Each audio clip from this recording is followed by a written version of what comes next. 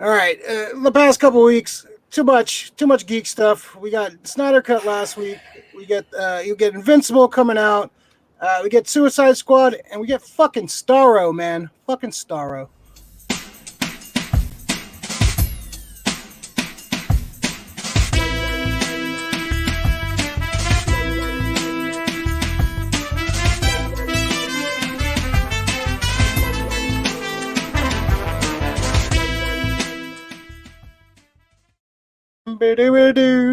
Welcome back, folks. The SF Company Hour here at the SF Company YouTube channel.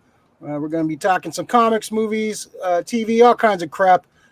Give us a subscribe and like if you haven't. If you're new to the channel, or if you're a friend of a friend, if you just got hip to this cool channel, give us a subscribe. Follow the channel.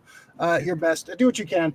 We're going to be talking the Suicide Squad trailer today. We're going to be talking a couple deaths, and got a lot of casting news this week. Bunch of shit to talk about.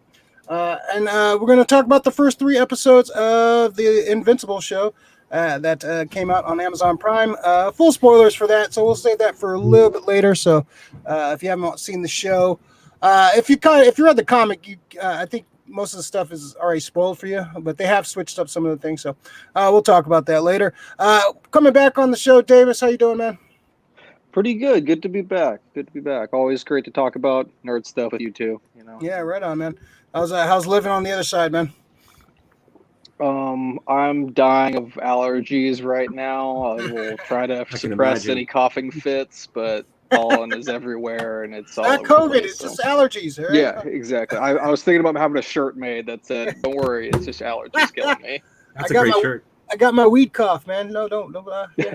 Nothing to see here, man. Yeah. Right on. And how you doing, Rick? The Maxim effort of Graysonist? I'm doing well, my friend. The best smile on YouTube. Look at that. I rant, I rave. Ricky How's it going, guys? Yeah, that's his punk rock name, Ricky Rant. Oh, yeah. I do rant. That I will. And I will later. Sometimes coherently, too. Sometimes not. Sometimes not. And we haven't seen one of those days in a while. Chris is super excited for the show, nerds. How dare you? We are clearly geeks. Nerds are smart, okay? So welcome back to the show, like I said. So let's see, what should we talk about first? Let's talk about this wasn't on the docket, but it looks like we're getting a Thundercats movie from Adam Wingard. So Adam Wingard, he directed what was it, the one he directed? Death Note on Netflix, which I heard was really bad, especially if you're a Death Note fan. Yes. And he's directing the new Godzilla vs. Kong, which I've been kind of hesitant and kind of been worried about. I think it's going to suck. Maybe I'm just like lowering my expectations, but I don't know. I've heard a couple things which I don't know about. So we'll see. You fucker! See? Did you see spoilers? I didn't see spoilers, but I heard some. Man. Spoilers, but God damn it! I heard blurbs, which a couple comments have made me very hesitant. But we'll see. A lot of people. I love the last one. A lot of people hated on the last Godzilla. I love the last Godzilla. So we'll see. We'll see how it goes. Davis, so what do you think about a Thundercats movie, man? Are you excited about this at all? Not in particularly. Like, I don't know. I love the Thundercats growing up and everything. I didn't even know they made a newer cartoon. It's apparently Hulu now. I guess it came out in like 2011-ish. Yeah, it's kind of like a Teen Titans Go, like Thundercats. Is that the one you're talking about? It's kind of like I think so. I've always seen little clips of it and everything. Thundercats Roar, I think it was. No way. Is that what it's called? Yeah, I think it was. Do you think is it gonna be a live action? Did it say, or will it be? I imagine it's gonna be like that Ninja Turtles movie they made with the bad CGI that what did Michael Bay produce or something.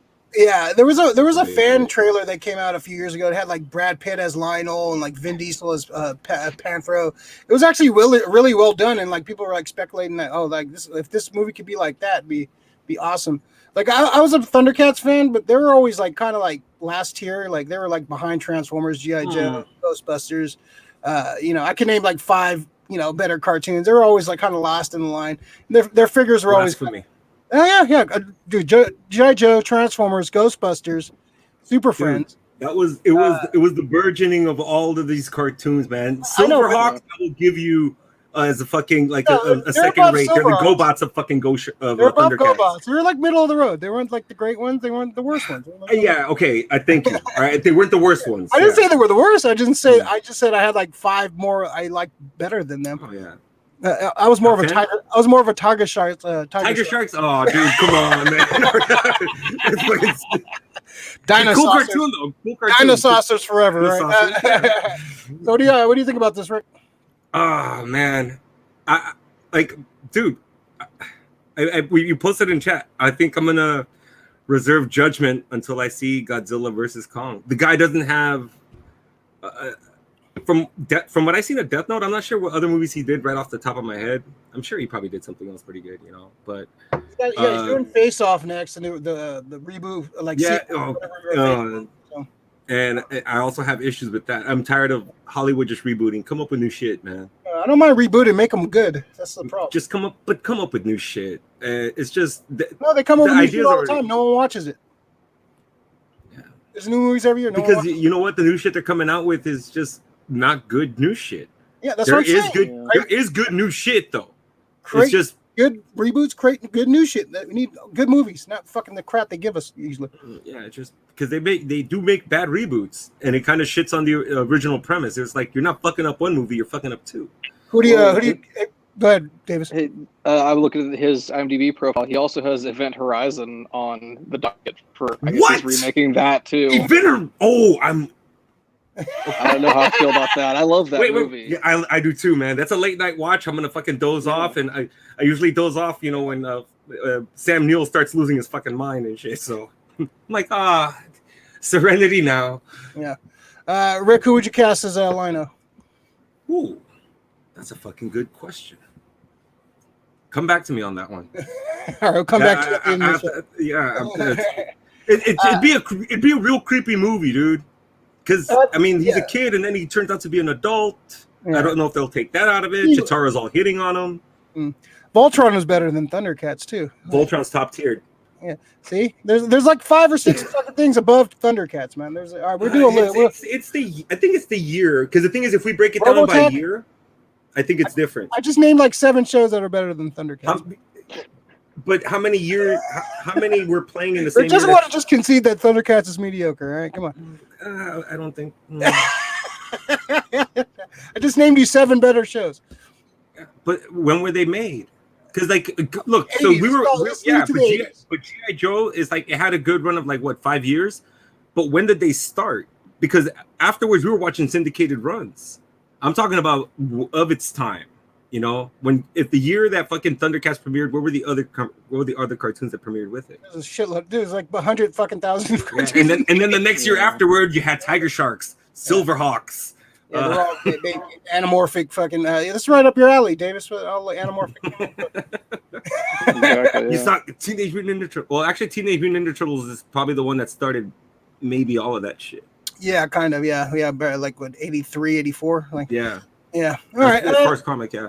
Like Rick said, let's see what happens. Once we see the movie, we'll see if we're excited about this. Kong's great. The last time we went through this whole thing, Ray, it was The Last Jedi.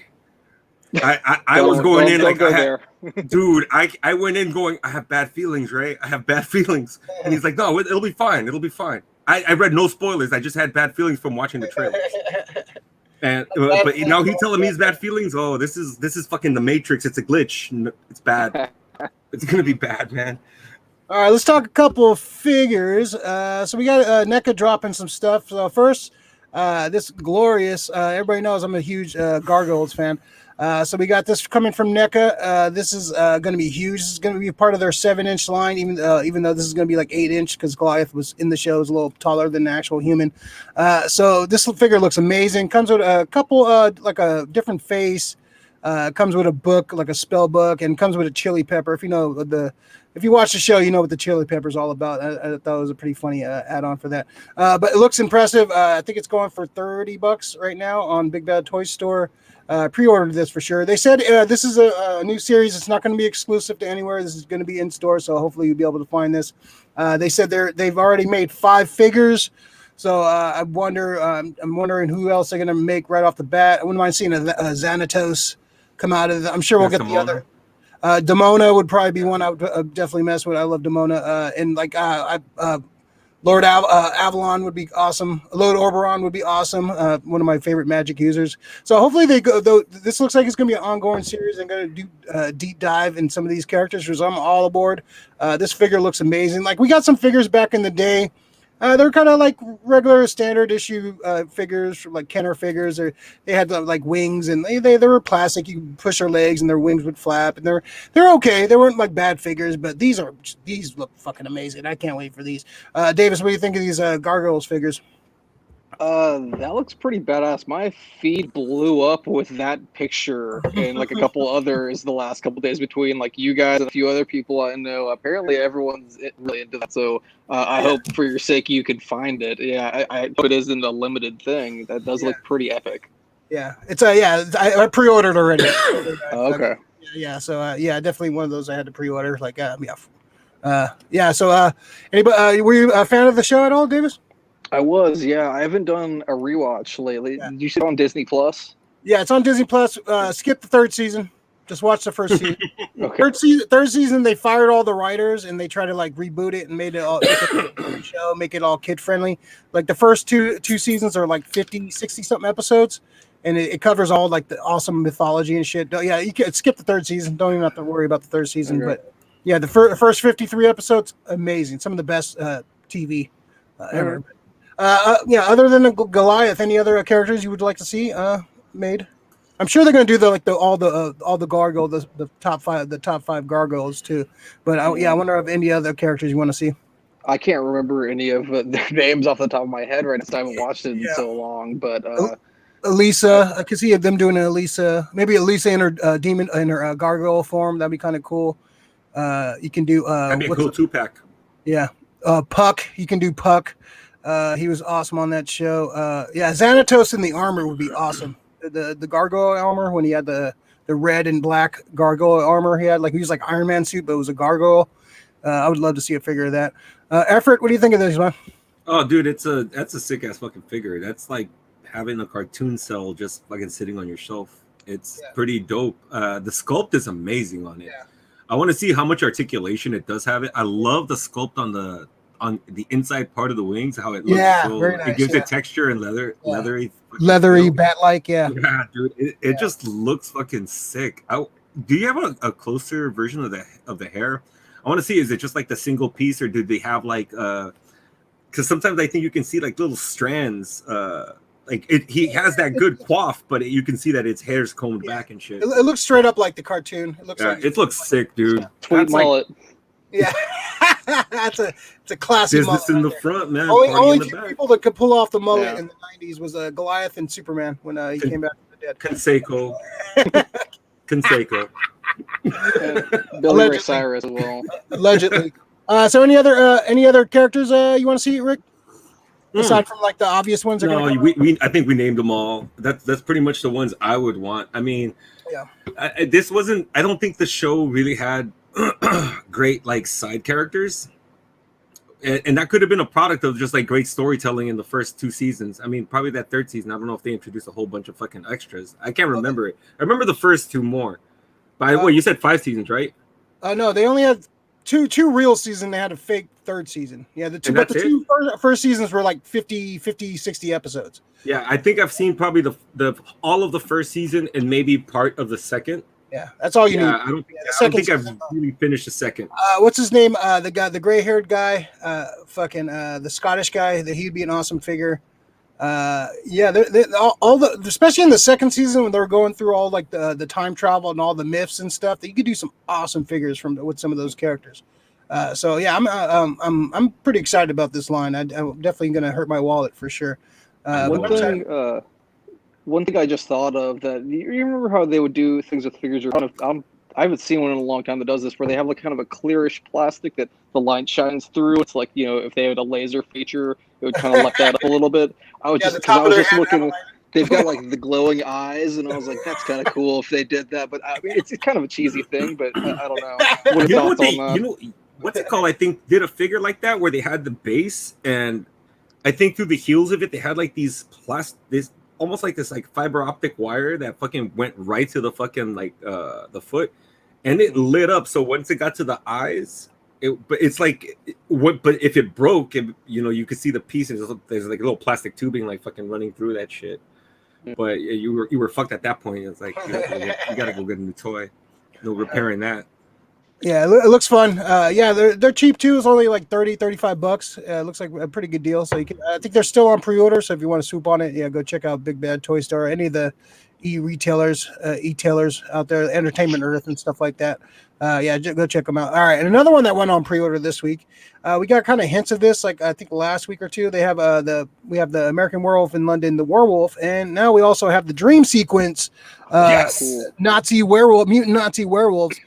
So this is going to be a single figure, but that's come with 4 different heads.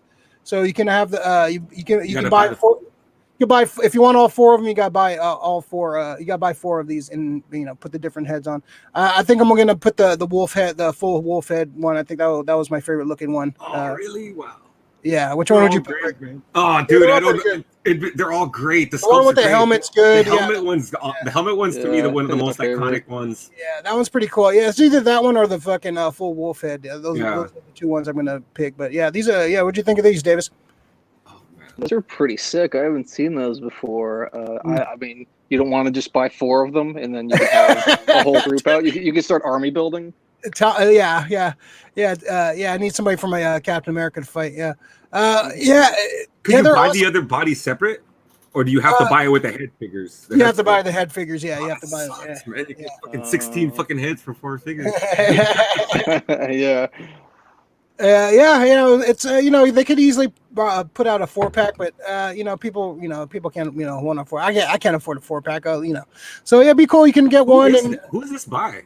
This is NECA. This is NECA? The Goliath and sick, NECA's coming out hot with a lot of these properties, man. They're coming out with some sick shit right now. So yeah, NECA's on fire. So yeah, I picked I pre-ordered these ones too. Yeah, but anything else from the? Yeah, I want to see what we already talked about. What we want to see from this line. We want to see his buddy too show up. That'd be cool if we get a figure of him. Yes. Yeah, I want to see a figure of that. That'd be awesome. Yeah, they could do a couple more figures from this line, like a transforming into a werewolf, like half transformed, like when he's laying on the floor all fucked up. That'd be a cool figure to have too. Oh my god, dude, that would be a sick ass hot toy, bro. Yeah. So yeah, these came out. The werewolf figure hasn't been on pre-order yet, even though that was announced like a few weeks before this. So hopefully that goes on pre-order soon, because I definitely want that one. Yeah, one of my favorite horror movies of all time. Just one of my favorite movies of all time. I love that fucking movie. So yeah, cool. Looks pretty awesome. NECA's coming out with cool shit. Like every week they've come out with like shit I want to get. So it's definitely gonna be hurting my wallet. Thank God that Stimmy came in. Now we can like I better pre-order and pay for these now, because like when they actually come out, I'm gonna be fucking broke. So and it's gone. Yeah, and it's gone. All right, so let's talk about some sad news real quick. Jessica Walters. I keep on Jessica Walters. Walter. I keep on calling her Jennifer Walters because of She-Hulk. Jessica Walter just recently passed away. Of course, she was Gangy from Arrested Development, one of the best characters on that show. She was also in Archer. She was very famously in Archer. There's a nice picture of her in front of a nice bridge, a local bridge there. But yeah, she local. No, she's born in Brooklyn, but I was looking for pictures of her and I found this one. I was like, oh, that's appropriate. Yeah, this is her younger self too, man. She was a babe, man. She recently passed away, 80 years old. Going through her fucking IMDb, man. She did a lot of shit. She was all over the place, man. She was doing she did voice work for Pirates of Dark Water. She was the voice she was the voice of Fran St. Clair in Dinosaurs. I did fucking not know that. Probably her greatest role, in my opinion, President Garcia Thompson from the great movie PCU. PCU. That was one of my favorite movies. Oh wow, I forgot about that. Yeah, I totally forgot about that. And of course, she's best known for Archer and of course the matriarch of the Blue family. So Davis, your memories of Jessica Walters? I mean, it's obviously the more recent stuff. loved Arrested Development, and I only watched a handful of seasons of Archer, but I liked it a whole lot. I'm going through IMDb as well. There's so many things that I was like, oh my god, I forgot she was in that. Yeah, I remember watching what's the first couple episodes of Dinosaurs, and her voice popped up. I was like, whoa. Crazy. Yes, I mean, she definitely had a long, amazing career, and she will definitely be missed by me. I'm gonna have to go back through and go through a lot of her stuff. I saw it popped up on Obscure Media the other day. She was in the 1970s crazy Doctor Strange movie they made. It was a made for TV thing. She's in that apparently. Oh shit! Oh wow! Yeah. That's a cutty. That's a deep cut right there. Yeah, but I don't know that I've skimmed through it. I don't recommend watching it necessarily, but I think the whole thing's on YouTube. She played Morgan Le Fay in the Doctor Strange movie. Yeah. Oh wow! Oh my god! Yeah, deep cut. She could have been part of the MCU. Yeah, she was. She was in everything, man. She was in all kinds of shows in the 60s, in the 70s mostly. Yeah, she was in pretty much any show you name. She was in the 70s and 80s and 90s. Just a great actress, man. So it's such a memorable actress. Rick, She's amazing, dude. Her turn is get fucking gangy, from. It just doesn't. Because I'm actually watching Arrested Development. I'm in the middle of season 2 right now, so just like her comedic timing, it doesn't there's nobody better, dude. She's a miserable person, and I love it for it. That's the one thing about what's her last name? Lucille Bluth. The two Lucilles. Fucking. So yeah, the relationship between her and Buster, how she talks shit to Michael, her fucking version of the chicken dance. It was just great, dude. She was basically the Archie Bunker of her time, of our time. She's definitely that character is not getting away with that kind of shit nowadays. The whole Anyang thing, not getting away with none of that shit. Any words out of her mouth are not. Yeah, not gonna go. Pretty much everything she said was at least racist. It was super racist how she was talking about the maids, but then again, I'm fucking dying here and shit. People like, you should be offended. I'm like, no, that shit's fucking funny, man. Yeah, she's cold. Yeah, somebody was talking. Yeah, she's a classic actress. The last couple seasons of Arrested Development I weren't into because they weren't actually filmed together, and they were it was kind of a mess. And kind of the part of that charm was them the ensemble acting with each other and kind of going off each other. So everybody filming different times kind of took me out of it. So it looks without her, there's no Arrested Development, and then Jeffrey Tambor has been kind of canceled lately too. So I think that's the end of Arrested Development because those two characters are definitely the heart of that show. If we don't have those two characters, really no point in having the Arrested Development. The matriarch and patriarch, man, the Bluth family. Yeah, but the first 3 seasons, amazing television, so good. She's excellent. Definitely some of her best work. But President Garcia Thompson, I think, is my favorite. I'm gonna watch PCU. Her and Spade, dude, together. I'm gonna go look for that movie tonight. Yeah, it's good. Yeah, I have it on DVD. I know you do, you asshole. I have it on DVD. All right, so R.I.P. True legend. She will be matched. 80, still too young, but yeah. All right, so folks, like and subscribe to the channel if you haven't already. Deadpool likes us. Look at that. Yeah, Deadpool like. We need some new like and subscribes and some follow. Thing. We gotta make some up, Rick. We need some new. We're outdated already. I'm on it. We gotta move with the times, Rick. I'm on it. We could always use this one. I think people will run if Bo comes out. But you know my road story? Only one Southerner this show, though. You're the rational Southerner.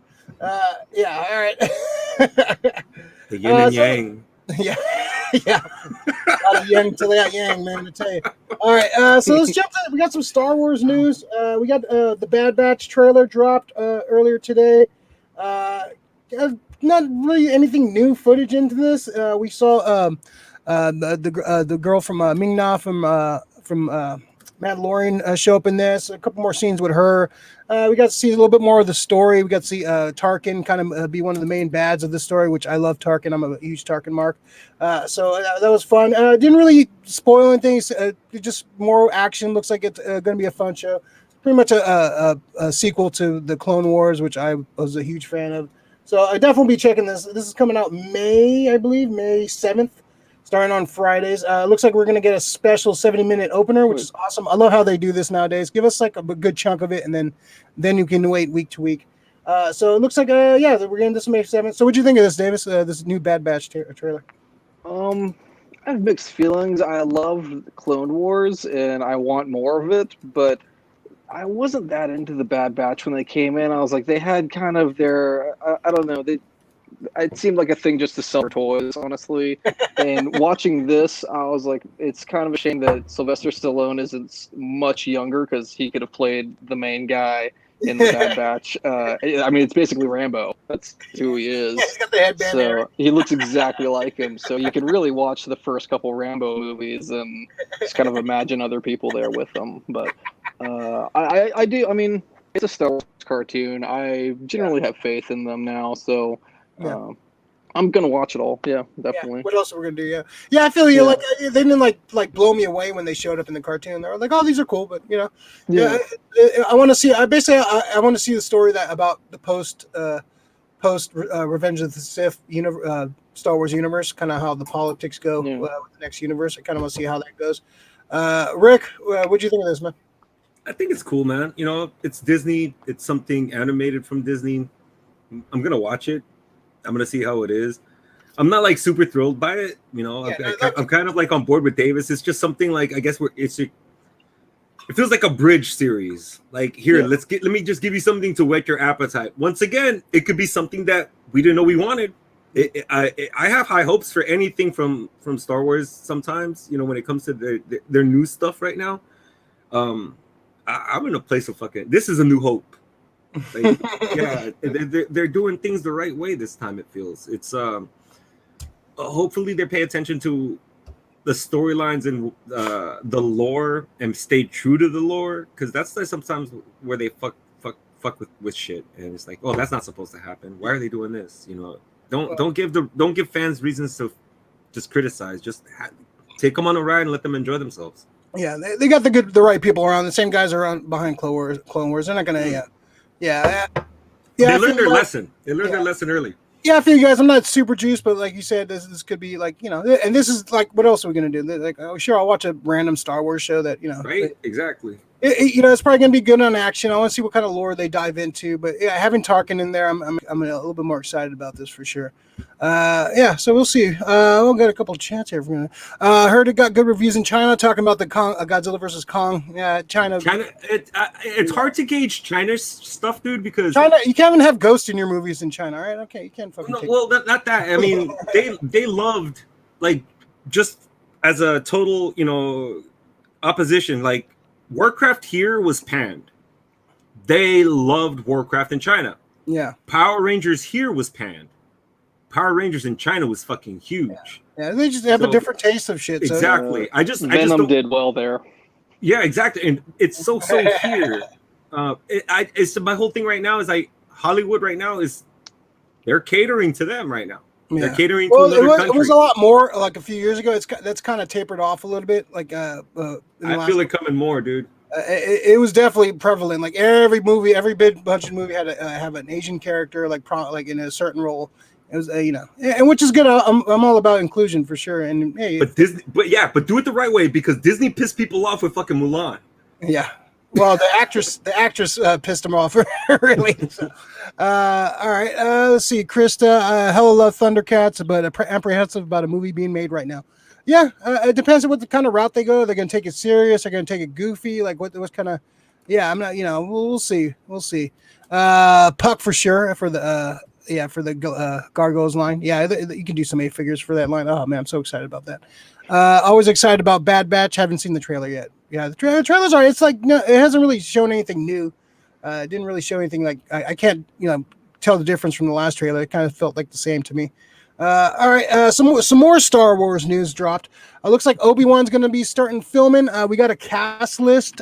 So we got Ewan McGregor, Hayden Christensen, Moses Ingram, Joel Edgerton coming back as Uncle Owen, and Bonnie PC as Aunt Beru. They're returning from their Revenge of the. They're in Attack of the Clones too, right? I think they were both. So they're coming back as Uncle Owen, Aunt Beru. We got Najami, Camille Najami. I can never pronounce this right. Indira Verma, She was in what was she Game in? of Thrones. Game She of was Thrones. she was from Dorne. She was one of the sisters. Yeah. Yeah. Rupert Friend, O'Shea Jackson, was it Sun Kang, Simone Kessel, and Benny Safdie. So they haven't said who these people are, except for, of course, Uncle Owen and Bonnie Pesce as Emperor and Uncle Owen. Rupert Friend looks like an Imperial. I can tell you, he looks like an Imperial. It looks like a pretty decent cast, a nice diverse cast. I like O'Shea Jackson. I think he's great when he pops up and things. So I'm curious about this cast, like who they're all going to play. What the story is going to be for sure. What do you think of this cast, Davis? I like it a lot. The what was her name? Moses Ingram. She's in Queen's Gambit. If you've seen really? that, yeah, she's like the girl's best friend at the orphanage, and she's in a handful of the episodes. She's not in the full thing, but she kicks ass in it. I liked her character a lot, so I definitely faith in her. I'm not sure if I've seen her in anything else to check her out. Her and Sun Kang I like a lot. He was in the Fast and the Furious movies, but I saw him way back in the day. He was in a movie called Better Luck Tomorrow. It was like a movie produced by MTV, and it's an all Asian cast. But really? It's really good. It came out in like 2002, I think. But I highly recommend it. It's about some high schoolers, and it's hard to kind of talk about the plot without kind of giving away what all happens. But it's a movie that I really enjoyed watching, and he's got kind of a minor role, but he's still pretty awesome in it. So I'm always thrilled to see him in things after seeing him in that years ago. So yeah. And Dira Firma, I can see her playing like an Inquisitor or something. I can see her play like a Jedi, like a Sith kind of student of some kind. Rick, your video's out if you didn't know already. Oh, no way. God. I was just thinking about her as I cannot remember her name, but the Asajj Ventress. What's that? Asajj Ventress. Yes, I think she'd be good as her. Yeah, that's one of my first thoughts too. But I mean, I think she died in the. When the fuck did she die? I think she died in. I'm not sure when she died, but she died at some point. But she would be. I think she would shave her head. She'd be perfect as a Asajj Ventress. I'm trying to figure out who these other guys can play. There was rumors that this might just take place on Tatooine, but I think we're going space. I think we're gonna see some more. Obi-Wan's gonna have to go off world for a time and kind of deal with some business, and I think we're gonna get a rematch of Vader and Obi-Wan. I think we're gonna have another fight between them at some point. Because it does fall in line with some of the continuity for the next for A New Hope, so we'll see how that plays out. Anything you're hoping from this series, man? Hayden Christensen coming back and getting a chance at the role again. Yeah. I think they've kind of, he's gotten a raw deal over the years. He played kind of an angsty role, I guess, at the time, and I don't know. I want to see him kind of redeem the character a bit more. I mean, I liked him as that, but a lot of people gave him flack for it, and they haven't really invited him back. And he wanted to do the voice in Clone Wars stuff, and they didn't have him for that. And so I'm glad he's going to be back. So yeah, I think that's a good point. I think it's going to be a redemption for him. I think Lucas didn't know how to handle his acting, so I hope he gets a little redemption. We get to see him kind of pull his chops and be the Vader he was meant to be. I definitely love the character from the Clone Wars. Like that's where I really fell in love with Anakin Skywalker. So I'm hoping for some cool shit with him. If you're gonna bring him back, he's gonna put every effort in as he can. So speaking of effort, we got everything situated. Rick, you're back on. I hope so. I'm gonna kill my computer though. I'm done. Oh, he's quit the show. Oh no, we knew this day was coming. So what do you think of this cast, Rick? It looks sick, man. The one who I'm happy for the most is Hayden Christensen because I fucking hated on the guy for fucking ever. So I mean, I'm not gonna apologize for it. So if he's got a good performance in him, and hopefully I think he can do it. Some people learn to act some people aren't actors when they first come into the business. Then they learn everything that they're doing, and hopefully, whoever's gonna direct them. It's going to be that one director, right? It's Deborah Chow. Deborah Chow. She's directing the whole thing. I don't think she's like portioning it out, right? No, I think there's a couple people directing a couple episodes. So it just depends on whoever's directing that particular episode, how they can direct him. Because like you said, Lucas, I don't think knew what the fuck he was doing with a new actor. He's not the best actor, like director's actor. He's a great visual storyteller, all that. But yeah, as far as I think if he surrounds himself with great actors, he can just be like, here, go fucking do what you guys do, and a good movie comes out from it. Like Ewan McGregor, he was good in everything. Just too bad it was like kind of a shit movie in Attack of the Clones, but he was good. Yeah, Revenge of the Sith. I thought he was great in Revenge of the Sith. He definitely like redeemed some of the character, but definitely you want to, definitely want to see. It's easier to be the heel, though, right? It is. It's true. All right. So yeah, I'm excited. This is coming out probably 2022. Starting to film now. I'll probably get this hopefully by mid 2022. Yeah, 2022 is gonna be kind of lit, man. We got a lot of shit coming on in 2022. All right. So speaking of 2022. Did you see this announcement for Black Adam? They shut down all the screens in Times Square, and they all went black, and like it was like thunder and shit, and like the Black Adam logo came up. It was pretty like a couple people posted online, like in Times Square. Like, I gotta go look at that. It looked fucking pretty. It looked like some pretty badass fucking thing. All the screens went black, and they just said thunder and shit, and then there was a big fucking Black Adam thing that came up. So that was a pretty cool announcement. So we got Pierce Brosnan playing Dr. Fate, Kent Nelson. So I thought, I like Pierce Brosnan. No, he seems kind of old for this role. I thought. Ageist. Yeah, I am. Kent Nelson's a little older. I don't know if they're like trying to see the problem with casting Pierce Brosnan. It feels like they're kind of trying to make him Doctor Strange. When I think of Pierce Brosnan, like I don't know if they're trying to like Kent Nelson is not Doctor Strange. He's not like him. So we'll see how it is. I'm still kind of hesitant about the Black Adam movie because we've had this discussion before. Is it The Rock going to play Black Adam, or is he going to play The Rock in a Black Adam movie? I want to see the Black Adam. I want to see a badass, no nonsense. Not fucking. I'm gonna wink and do the people's eyebrow before I elbow. I don't want to see the people's eyebrow once. I don't want to see any fucking rock bottoms, any nods, any of that. No, I want to see a straight up badass Black Adam movie. Black Adam's a great character. If you read he had a great solo series. He also had a great run in the Justice Society of America when he joined the team haphazardly. It's a great character. I was actually more excited about the Black Adam movie than the Shazam. But I'm still kind of hesitant on this. It all depends on what The Rock's going to do. Like if he's going to be The Rock in this, I'm not excited. If he just plays the character, I'm more excited. But Davis, what do you think about this casting Pierce Brosnan as Dr. Fate? I'll be honest, I don't really know the character. My knowledge of Black Adam is pretty limited, but I'm curious, does he have a sidekick that's like a smaller, loudmouth guy that Kevin Hart could fill that role? Because he could play Mr. Mind, the fucking worm from Shazam. He did. Well, he does. Isn't who's it? Dr. Savannah? Who's the short one? Not Dr. Savannah. Dr. Psycho.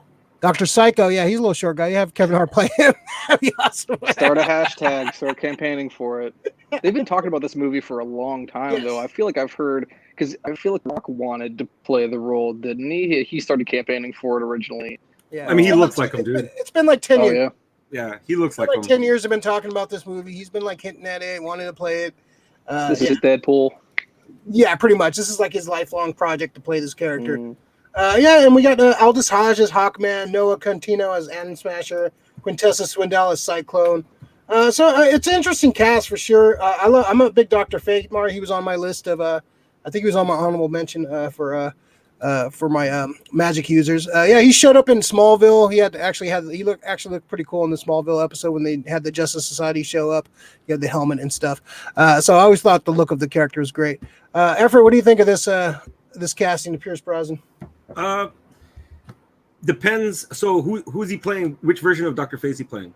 Dr. Nelson. Okay. So is there a version afterwards? I can't remember. There was his wife was Dr. Fate at one point, and then he was I forgot the name of the character. That's when it was in the 90s where he turned his helmet into a knife and he had like a fucking onk on his eye, like tattoo on his eye and a mohawk. He looked like a fucking asshole. Yeah, that wasn't Kent Nelson though. That was a different one. I have a feeling that what's going to happen is that he's probably going to die. Pierce Brosnan's going to die in this. So pass on the helmet to somebody else, and he's probably going to be the voice that talks to him. Like you know how like Dr. Fate what is the helmet of Nubis? Fuck. Not Anubis. I always forget this fucking Dr. Fate helmet. But yeah, I think the spirit that's in it talks to him, right? No, not really. That wasn't the thing. Like you're thinking of Firestorm. No. I think because they always have like a separate thought bubble, like the actual like the helmet actually speaks to him. Helmet of Naboo. Naboo, there you go. Yeah. In ABU. Yeah, Naboo. Yeah, it has ties to Hawkman's Flash. It has ties to like ancient Egyptian shit. So he definitely fits in this universe with their building. So I don't know. We'll see how he plays it. I hope it's not goofy. I hope he plays it pretty seriously. Hope they don't try to make a fake Doctor Strange because he's not Doctor Strange. But yeah, we'll see. I'm glad Pierce Brosnan's getting some work, so that's cool. It's a name, so I think he's gonna die. The best Bond to be never be in a good Bond movie. Very true. Like GoldenEye though. Yeah, I like GoldenEye. When the video game's better than the movie, that's not good. Fair, but yeah. Let's see. Pacelli, what Rick just said. I said many things. He's gonna die. He's gonna die. What's up, Jimmy? All right. So yeah, if you guys are excited and having fun, please like and subscribe to the video. Hulk smash the like button. Please. Yeah, there you go. There you go. Everybody, thumbs up. Just follow the channel, subscribe, tell your friends, like that crap. Turn on the notification bells. So we're gonna do. We're off next week. We're taking a week off. We're taking a vacation week, kind of. So we're gonna try to do our Godzilla Kong review and have that our next episode 72 probably Friday, if everything works out. Friday, or we'll work out the times. Friday, we're looking at Friday right now, so look out for that. A special Friday night edition of the SF Comic Book Company. We're gonna do our King Kong, Godzilla Kong review.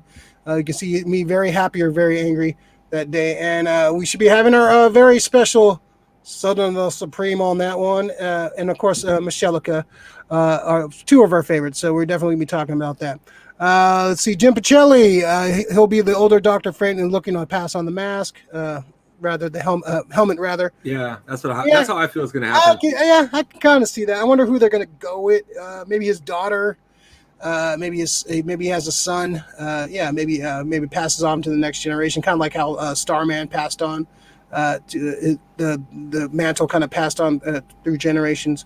So we'll see. So speaking of DC, actually, Davis, we'll ask you real quick. What'd you think of the Snyder Cut? It's growing on me a bit. At first, I was just like, "Good God, this movie is so long." But I realized as I was watching it, I thought I had seen it already. I had not. I just had seen the promos so many times and seen all the major scenes, and I understood that the original is kind of a montage, right? Like that's mostly what it's known for. Yeah. So when I thought about it afterwards, I was just like, all right, they explained a lot of the stories, they gave them all. And I know they were trying to. They are competing with Marvel. I mean, in the grand scheme of things, and they kind of wanted to jump straight to their end game because they didn't do, a decade of movies like Marvel did, releasing 2 a year or something to build all these characters and do all the backstory and all that. So, yeah, this kind of helps to develop all of their, all the backstories and everything.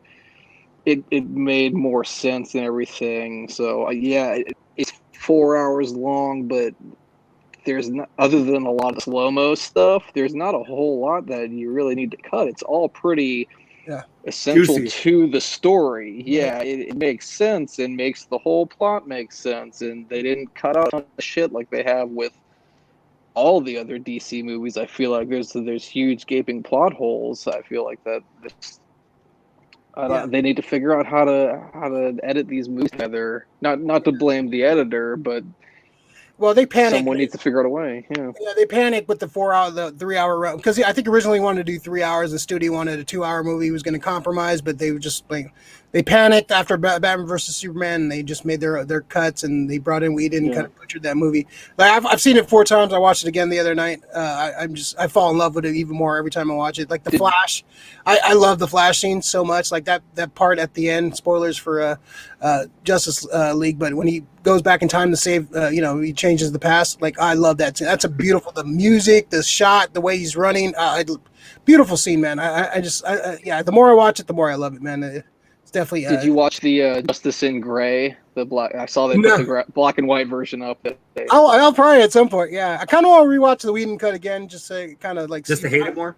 Just to hate it more, yeah. But I was like, man, like a couple times I've been put it on. Like I'd rather just watch the new one because it's so much better. But yeah. It's definitely rewatch the Whedon cut at some point, and then I'll get back to you on that. And be like, oh my god, they butcher the cyborg character. They butcher everyone. Like Wonder Woman gets her shortchanged. Like the Flash gets shortchanged. Even Batman gets shortchanged, man. Like, you know what I think WB missed out on right here? The way I kind of feel like this movie was, if he could have done his whole vision, WB could have had the fucking Lord of the Rings of fucking comic book movies. 3-hour fucking things where you can just tell your whole fucking story, let the director do his thing. They didn't trust him. Yeah, that's what it all came down to. You can't do it. You can't do a 2-hour fucking 2-hour Justice League movie. Well, if they're gonna do like what David said, Marvel had a good head start with the whole 10 years, decades of two. This is the way you could actually develop characters. Ray, so it was supposed to be like a 3-movie arc, right? With the Man of Steel being like the prequel, I guess. It was Man of Steel, and it was Batman vs Superman. It would have been this. It was supposed to be a Justice League trilogy. That was supposed to be the and then a Justice League trilogy, right? Yeah. Okay, so it's 5 movies. Yeah. So if you want, it would have been like it would have been like a fucking saga. And the thing is, they I like the path they're going on, but they panicked.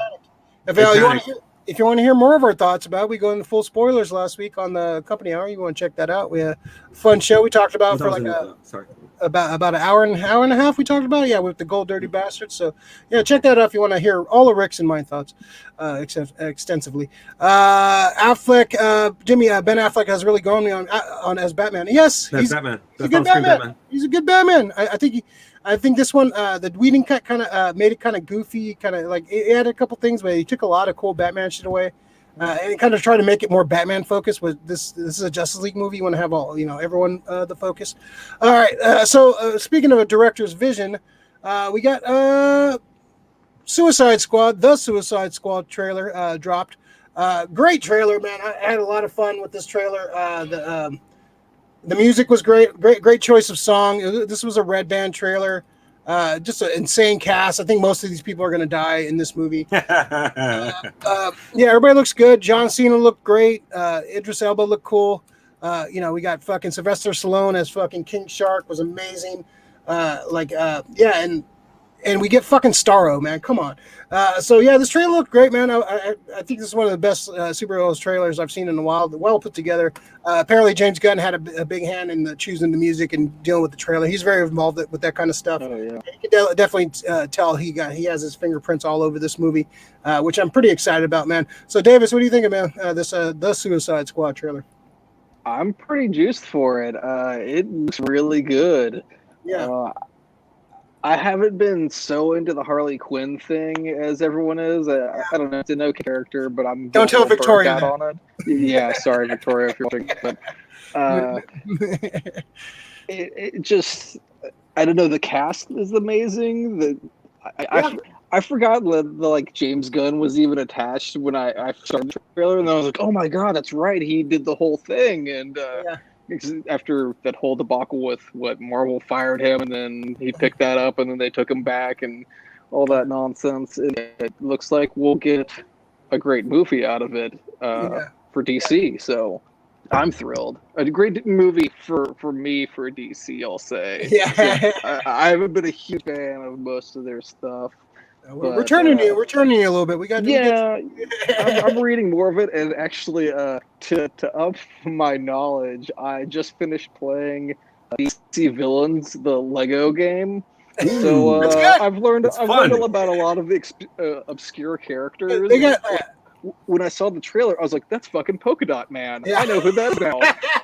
I don't know why I should care, but okay, cool. I like it. Yeah, I think he's gonna be a cool character. Like, we're all gonna die. He's like, I hope so. That's the dude that's he's in. Is it in Dark Knight? He's in Dark Knight. Yeah. He's in Ant-Man. He's in like everything. That guy. He's gonna be in Dune also.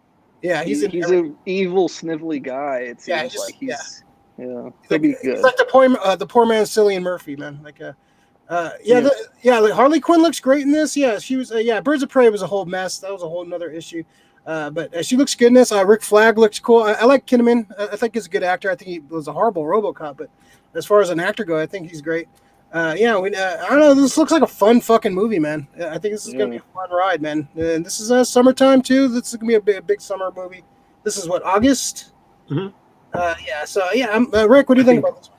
Dude, it's great. I mean, the fact that you get to see Starro in a little quick blip, marked out so hard, man. I was so dude. I was in the middle of watching the trailer when they got the text from you, like, oh, they're taking your lines, and then I watched the whole thing, and I was just like, wow, yeah, that's great. I'm like really on board now. Like, this is. And Rick likes talking about dicks and where to stick them. How many bags are? Yeah, exactly. How many bags of dicks somebody can take down or whatever. But the fact that John Cena responded in just such a matter-of-fact way, and the way he did it, I'm like, dude, this guy's comedic timing is fucking on He is point. really good at timing. Yeah. Right? Like, if you just hear that, like, just his delivery is, oh, yeah, as a matter of fact, then I would tell you, no problemo. I was like, dude, that's fucking great. That's acting. I'm excited.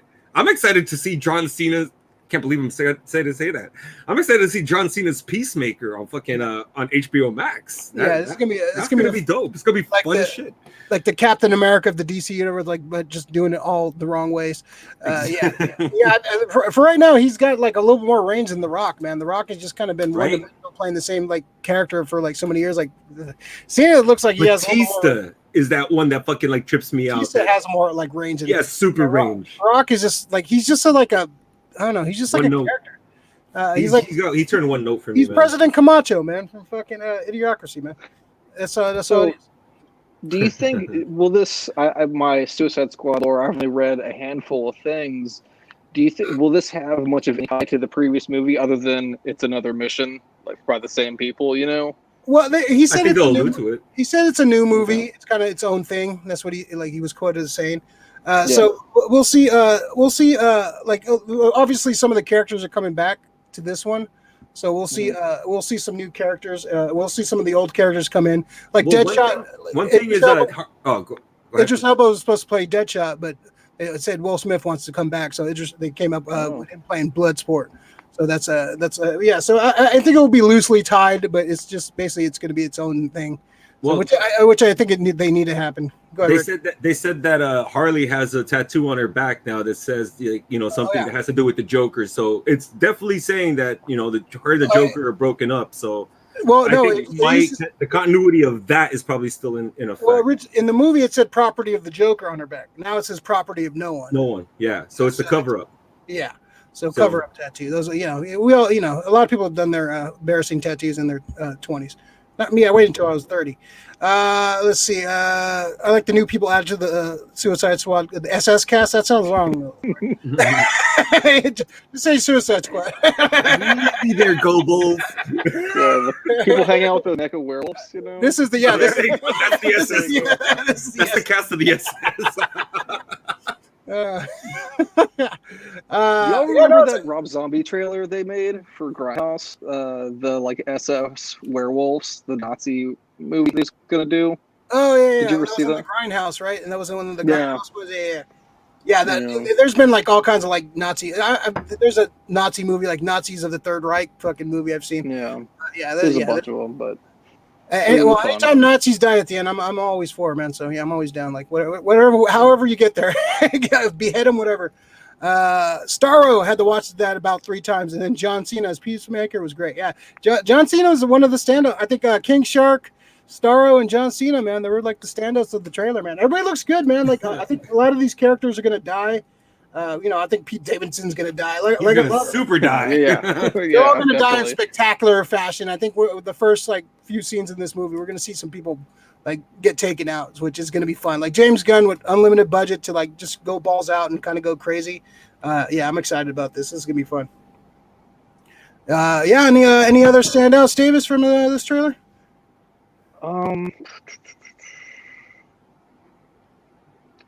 I think we pretty much touched on everything. Like I said, my knowledge of it all is pretty limited, so I need to delve in more and back to you on that. But I am looking forward to this movie. It does look like a lot of fun, and James Gunn will definitely be the reason for that, I feel like. Yeah. So. King Shark's going to be amazing, man. King Shark, Stallone as King Shark. And that was great. Steve Agee. So Steve Agee actually played him in the suit, played the motion capture for King Shark. Yeah. He's the guy that yells out, "Oh, we got a kaiju!" So that's the guy playing King Shark in the motion capture. But having Stallone has the voice, doing kind of like the I Am Groot, kind of like the slow, simple, whatever voice for Stallone. That's already a standout right there. That was great. And when he tore apart the dude, when he tore the dude in half, oh man, this is pretty epic.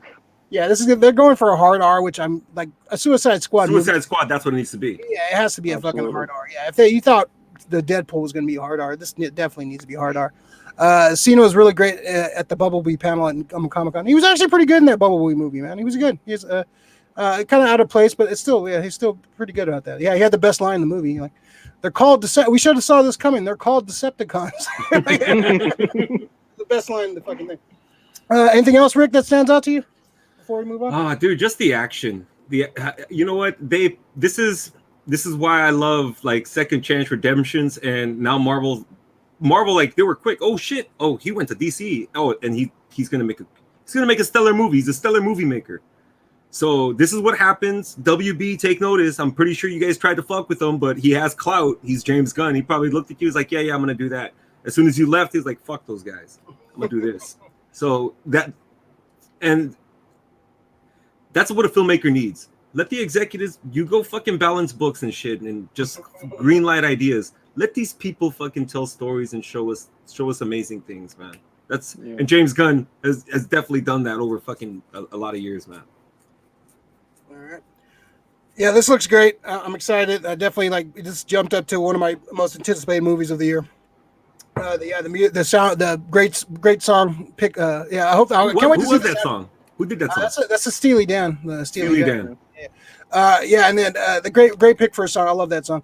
I can't wait to see the soundtrack. His Guardian soundtrack. The first one was amazing. The second one was okay, but the first Guardian soundtrack. No, they're both great. It's just the music. You can't the music is awesome, dude. Yeah. The first one's awesome. Amazing. No question about the. Let me see. As in the comics, I see Captain Boomerang outlasting everyone. Yeah, he was great. I actually like Jai Courtney in this role, man. He's probably the best role he's ever done. He hasn't done a great role. He was great as Captain Boomerang. I wouldn't mind seeing him survive. Hope they don't kill him off. Does his pony come back? Yeah. So like and subscribe to the channel if you haven't already. We do this show every week at Tuesdays 8 p.m. Not this week because we're on vacation next week. Self-imposed vacation. Come back and check. Turn on the notifications. We want to know when we're back on. We do our after show for the Falcon and Winter Soldier every Friday, usually immediately after the show airs on Disney Plus. So check us out if you want to stay up late and watching the show, or check us out in the morning when you wake up after you watch. Hopefully, Rick's gonna take a nap and join us at one of these weekends. It's rough getting home all hyped up, and I'm like, all right, I gotta go to sleep. Dude, it premieres at 3 a.m. here. I'm not gonna catch your show. I'm sorry. I want to, but by the time we're finished, you're waking up. So I was like, what the sleep fuck? is overrated. Go check us out. Subscribe to the channel. Check out Facebook and Instagram and the Twitters. Check us out. We've got some fun stuff on there. Check us out. Got more cool shit coming on. Got some cool shit shipping soon. So hopefully I got some cool. Got a Mezco hopefully coming soon, and a hot toy coming soon. Some cool shit coming soon. So definitely check that out. All right, so let's jump to. We're gonna talk Invincible. We're gonna talk some spoilers and stuff too. So let's talk kind of our initial thoughts, and then we'll go into full spoilers before we spoil anything. So Davis, what do you think of the first 3 episodes of Invincible? I love it. from the first time I saw the trailer, I was like, this looks spot on. Like the animation just looks pretty much exactly like the comic, and the cast, everything about it, they did super well. And then let's see, I read the first trade again before I watched the episodes, and then after I watched the 3, I read through volume 4, and they're doing a pretty damn good job. Like they're taking things, and they've got to change stuff around, but they're not completely pissing people off. They're not. It's not drastically changing things. Which Kirkman's got a run in doing that. Like he knows what to throw to what character and everything. Like he did in The Walking Dead, the whole series. Like certain things will happen to different characters a little bit, I'm sure, along as we go through this series, but. He seemed to have a good feel for it, and I can't wait to see the rest of it. Yeah, a couple little changes, and there's a couple of things like, oh, okay, they switched that around, which is okay. Yeah, I read the first, I reread the first 13. I got the big compendium, so I've been, I've read it. I've read through this series probably like 4 or 5 times. So this will probably be one of my 5th or 6th times we're going through it. Yeah, I'm like, it's a quick read too. I went through like the first 13 issues like that, like nothing, man. It's such a quick read, and just going through it, like, I'm wondering where they're gonna end up at the end of the season, but we'll talk more about that in the spoiler section. Let's see. Gen Expectations. Invincible's awesome. I've been telling people for years. I've told Rick about it. I've told people, everybody I meet, they ask me, what comic should I read? Invincible. They read Invincible. It has everything you want. Blood, guts, family drama, humor, great art. Corey Walker starts off the series, and then Ryan Otley. Once Ryan Otley gets on the series, it really kicks for me. I really love his art. Been a big fan of his. So, Effort, what'd you think of the first 3 episodes before we go into spoilers? All right. So, I'm probably going to be the descending voice here for a bit. I want to see where the series goes and how they're going to do it. So they're not changing so much of the major plot lines about just putting stuff before other stuff, but they are changing, and they're fudging with characters, and they're fudging with their character traits that's just not vibing with me just as of yet. So I'm reserving judgment. Like right now, I have a totally different opinion of Omni-Man from the cartoon than I do from the book. It's very different, and I'll go into it, dude. I had like 3 pages of notes on the first episode. Like I started rewatching them, and I was like, I got to episode 3, and I was supposed to start. I was going to be watching it, on the background here, but I fucked up and didn't press play. But I watched the first 2 over again, and I was just like, they're changing a little bit too much. It's still a good show. I mean, don't get me wrong. I'm being a hard grader. Invincible, comic heroes, he's probably in my top 3. I love him as Mark Grayson. I love him as Invincible. But they're changing a few things, and it might change the storyline a little bit later. So, and I also started reading. I had to rebuy this one, Ray. This is the Ultimate Collections. You got the compendiums. So these are the ones I've been for the picking first up. 47, but I got the trades for the rest of them. Yeah, so I don't know if I'll go and like get all compendiums, because it's a beast of a fucking. It's like a fucking phone book. This fucking thing, yeah. It does. That's why I don't want to fucking get that one, because I mean, give it to somebody to read. Here you go. It's like it's quick though. I it is a quick ran through those first 13 issues. All right, so let's go jump in the spoilers. Let's jump in spoilers right now. If you haven't watched it, come back and check us out. All right, Rick's doing the time code. Like Rick was saying, they definitely changed some of the characters around. Like his buddy William is just gay right out front. He's not in the fur. He doesn't really come out until like later in this, like probably like 20 issues in maybe. Yeah. So they changed that. They gave him it kind of started him off right away as his gay friend. That I didn't have too much of an issue. That kind of he has a relationship with Adam Eve that kind of it takes away from that. Now you don't have that relationship, which I thought that was kind of crucial for them. A couple other things they did change the character Amber. Amber has a little bit more soul to her. There's not really the character is kind of more generic in the comic.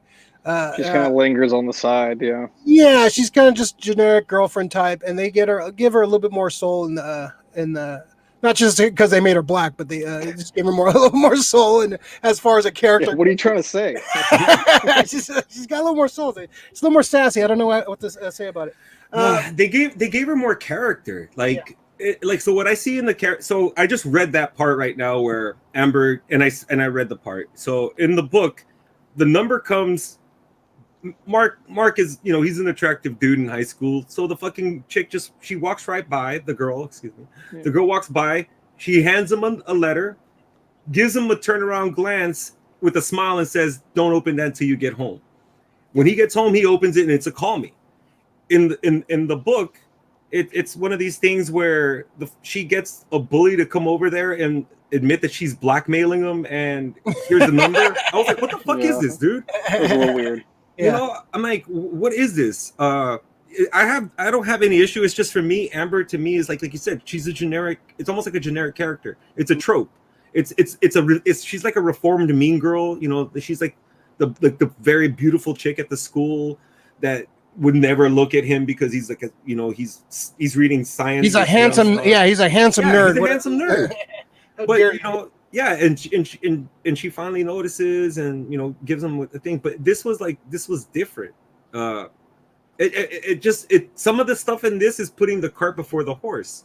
I think Amber's already like talking to Mark first before Adam Eve even like them were like talking. So it's well, they kind of switched that up a little bit. They kind of pushed it up. You know what? I don't mind that because it gives me something to like not be surprised. Like it's more stuff to be surprised because I've read the book so much. It changed how you feel about the actual tone of the character. At least for me, it changes the way how I feel about a character like Omni-Man.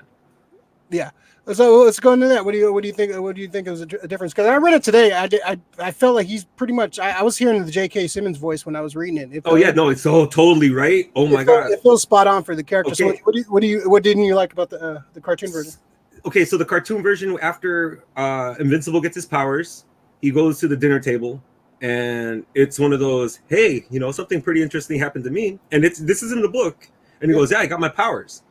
So right there is where the different things happen. So now you get this fucking sinister fucking look from, are you certain? Are you sure? Like in the book, his mom's just like, you know what, pass the potatoes. It's like it's something. He was the bad guy until at least until about 5 issues in. Yes. They're he's already like fucking nefarious, and he loves his dad, and like Omni-Man through the whole thing. Nolan, his real name. He starts up. There's like a point where in the comic, the first reveal that you can see that he's an asshole is after he slaughters the Guardians of the Globe. Yeah. You started seeing that he was an asshole way too fucking early. That there was something like there's something to his plan, and I wanted him to be, because the thing is now it's like I see him in a different light. I understand how Mark could just love his dad because of how his dad was. He didn't expect it. But all of the characters seem a little more angsty in the cartoon series to me, especially Mark. There's a few, like when he snaps at his mom in the backyard when he's like trying to perfect his landing or something. Yes, he's like, make me, and I was like, what the fuck is that? Like, right? That's not the character. Like he's more like Peter Parker in the comic, like where he's just like he's more humble about it. Yeah, they have more like that was kind of like I can see a problem with that. Yeah, it was kind of. I did like the talk they had afterwards. That was like a fucking highlight for me. That was a great talk. Great. It was a great talk, but you're totally right, Davis. That was out of character for Mark. I guess it's going to build. You want to build some kind of drama. Yeah, I can see that being kind of outplayed. So, Davis, what other thoughts about the episodes, man? What were some of your standouts? Standouts. I mean, just the overall thing. I just think they're doing a really good job of taking it from. I mean, not much is changing, like we're saying, but it is little things that kind of irk me. But I'm like, it's the first 3 episodes. Yeah. That's how there's a lot to go with, and as I was thinking, like I've got a lot. There's how many volumes of it are there total? It's up to like 140 issues, I think. 140 issues, yeah. So there's a lot to go. Yeah. They're jumping in hard and fast. This is the tip of the Yeah, and they're telling a lot of good, like a lot of shit kind of condensed. Like the Guardians of the Globe didn't show up till like probably like issue 7 or so, and they start them off right off the bat. Early. Yeah, which I kind of like. I want to see like how important they are, because we don't see that in the comic. I think that was kind of a thing lacking. They just show up and they get killed right away. Like in this, you get to see it. Like, oh, they're important to the story. But at the sacrifice of seeing more stuff of Mark like going to school, like I would rather see more of Mark's just like ordinary life. Him going to school, getting into shit, and fucking because it's a story about the girl. Not but it's more impactful. It's more impactful when you see him die. When you actually see these characters in action, and before you just see him die. That's true. Like you get to see these characters interact. You can see like, oh, they're important to the story. And when they get killed at the end, you're like, oh shit. Like a lot, because a lot of people don't know this. Like they don't know it like we know. We've read all the stories, so we know. To me, those were his work. Those are his dad's work friends. You know what I mean? So that's a major turning point though when he kills the Guardians. It is. But to me, those are his dad's work friends. That's not Mark's world. They just if they just showed up at the end and killed him. No, I would have. They should have did it just like the book. Do it one of those things where you. I don't think it would have worked like as well as it did. I think that was. They're trying to have a whole build for the whole thing. It's going to be pretty epic. Because if you notice, like the first episode starts with this heartfelt story with the security guards. He's talking about his son and everything. They want you to get attached to all these characters, and so they want you. They're working on their character development with everything, which I like. But they're getting rid of them quick. But if those two characters don't do anything, Davis, I'm gonna be pissed though. that the security guard and his dad. If that's gonna be one of those things, if they don't end up being anything, why are they there? Yeah. I would rather deal with that like relationship of all of that in the show with Mark and his pops or Mark and his mom. They cover a lot of shit though from the comic when those first few issues with the interaction, like him on the toilet reading the comic. They cover that. Yeah, they do a lot of stuff in the school too, man. They cover. I think. Did you notice the thing with the title? They cover more in the school. They didn't do the whole beginning thing, which I would have loved. They would have done the whole starting in the middle of something, and it's just that's one of those characters. It's one of those fucking comics superhero tropes that I think that need to be done more often. It's the whole. I'm kind of sick of it. How many times have they done that other than Marvel movies lately? A lot of movies, like just movies. The first introduction. Like we're starting in the middle of the story, then we're going to flashback. Yeah, I know it's kind of. I think that's kind of lazy. But the cast is amazing. The cast is fucking really good. Sandra as Debbie is great. J.K. Stevie Yen is awesome as I think that's a perfect choice for him. And then, like people were like, oh, I didn't know he was Asian. It's kind of vague in the comic. They never really back at the comic. She looks kind of Asian to me. I don't really see that as a big deal. It's doesn't really change moment. Yeah. Doesn't really change anything for the character for me. It doesn't make it like less of a character or more of a character. It's okay, sure. And he's doing a great job as the voice. The one issue I had with some of the voices, Walter Goggins. I love Walton Goggins. I think great. But I don't see they need somebody a little more grizzled or more like gravelly. He's too smooth. His voice is too smooth to play that character. Because I always had like a gravelly kind of like old Tommy Lee Jones. Tommy Lee Jones would have been perfect that's a perfect casting for him. That kind of took me out of it. But Jillian Jacobs as Eve is great. I love her. Another voice that kind of took me out of it too. Jason Mantzoukas as. I was just watching some stuff and it just. He's totally in a different show. But I think he's great, and he shows up. He's always dangerous anytime he shows up. He'd be a better villain. I feel like somebody's playing his character from Big Mouth. If you've seen Big Mouth, it's the exact same character. It's just he's way too. He feels like he's in another show. It doesn't feel like he's like Rexplode to me. He's just kind of loud to be loud. So I dug Monster Girl. I thought she was great. I can't wait to see her advancement. It's one of my favorite characters from the show. Our logo. Yeah, Monster Girl. That's perfect. When you put on Invincible for the promo poster, I was like, "Oh, Invincible and Monster Girl. That's great." The best of all the worlds. I love the Mahler twins. Kevin Michael Richardson as Mahler twins. Zachary Quinto as Robot. It was Goro's voice. I'm hearing like, who the fuck is that? I was like, it's fucking Prince Goro from fucking the Mortal Kombat movie, dude. I'm like, that's Goro. Oh. Yeah, I was like tripped. I was tripped out. I was like, he's doing the Goro voice. Yeah, great voice cast. Clancy Brown as Damien Darkblood. Damien Darkblood. Yeah, that's like the fucking Hellboy, fucking Rorschach type fucking mystery character. Seth Rogen is Alan the Alien. So great voice cast. Davis, any of these voices stand out to you, man? I thought Seth Rogen as Alan the Alien was one of my favorites. Rereading the scene today too, it's like his voice is it adds it perfectly to me. I like it a lot. Oh yeah, now that I'm rereading them, it is pretty great to hear their voices in my head. I don't hear Walton Goggins. It is an older grizzly voice for Cecil. But I like the Tommy Lee Jones. That's a good show. Tommy Lee Jones. Did you notice the thing with the title card when Invincible comes up every episode? It's a little bit more splattered on there.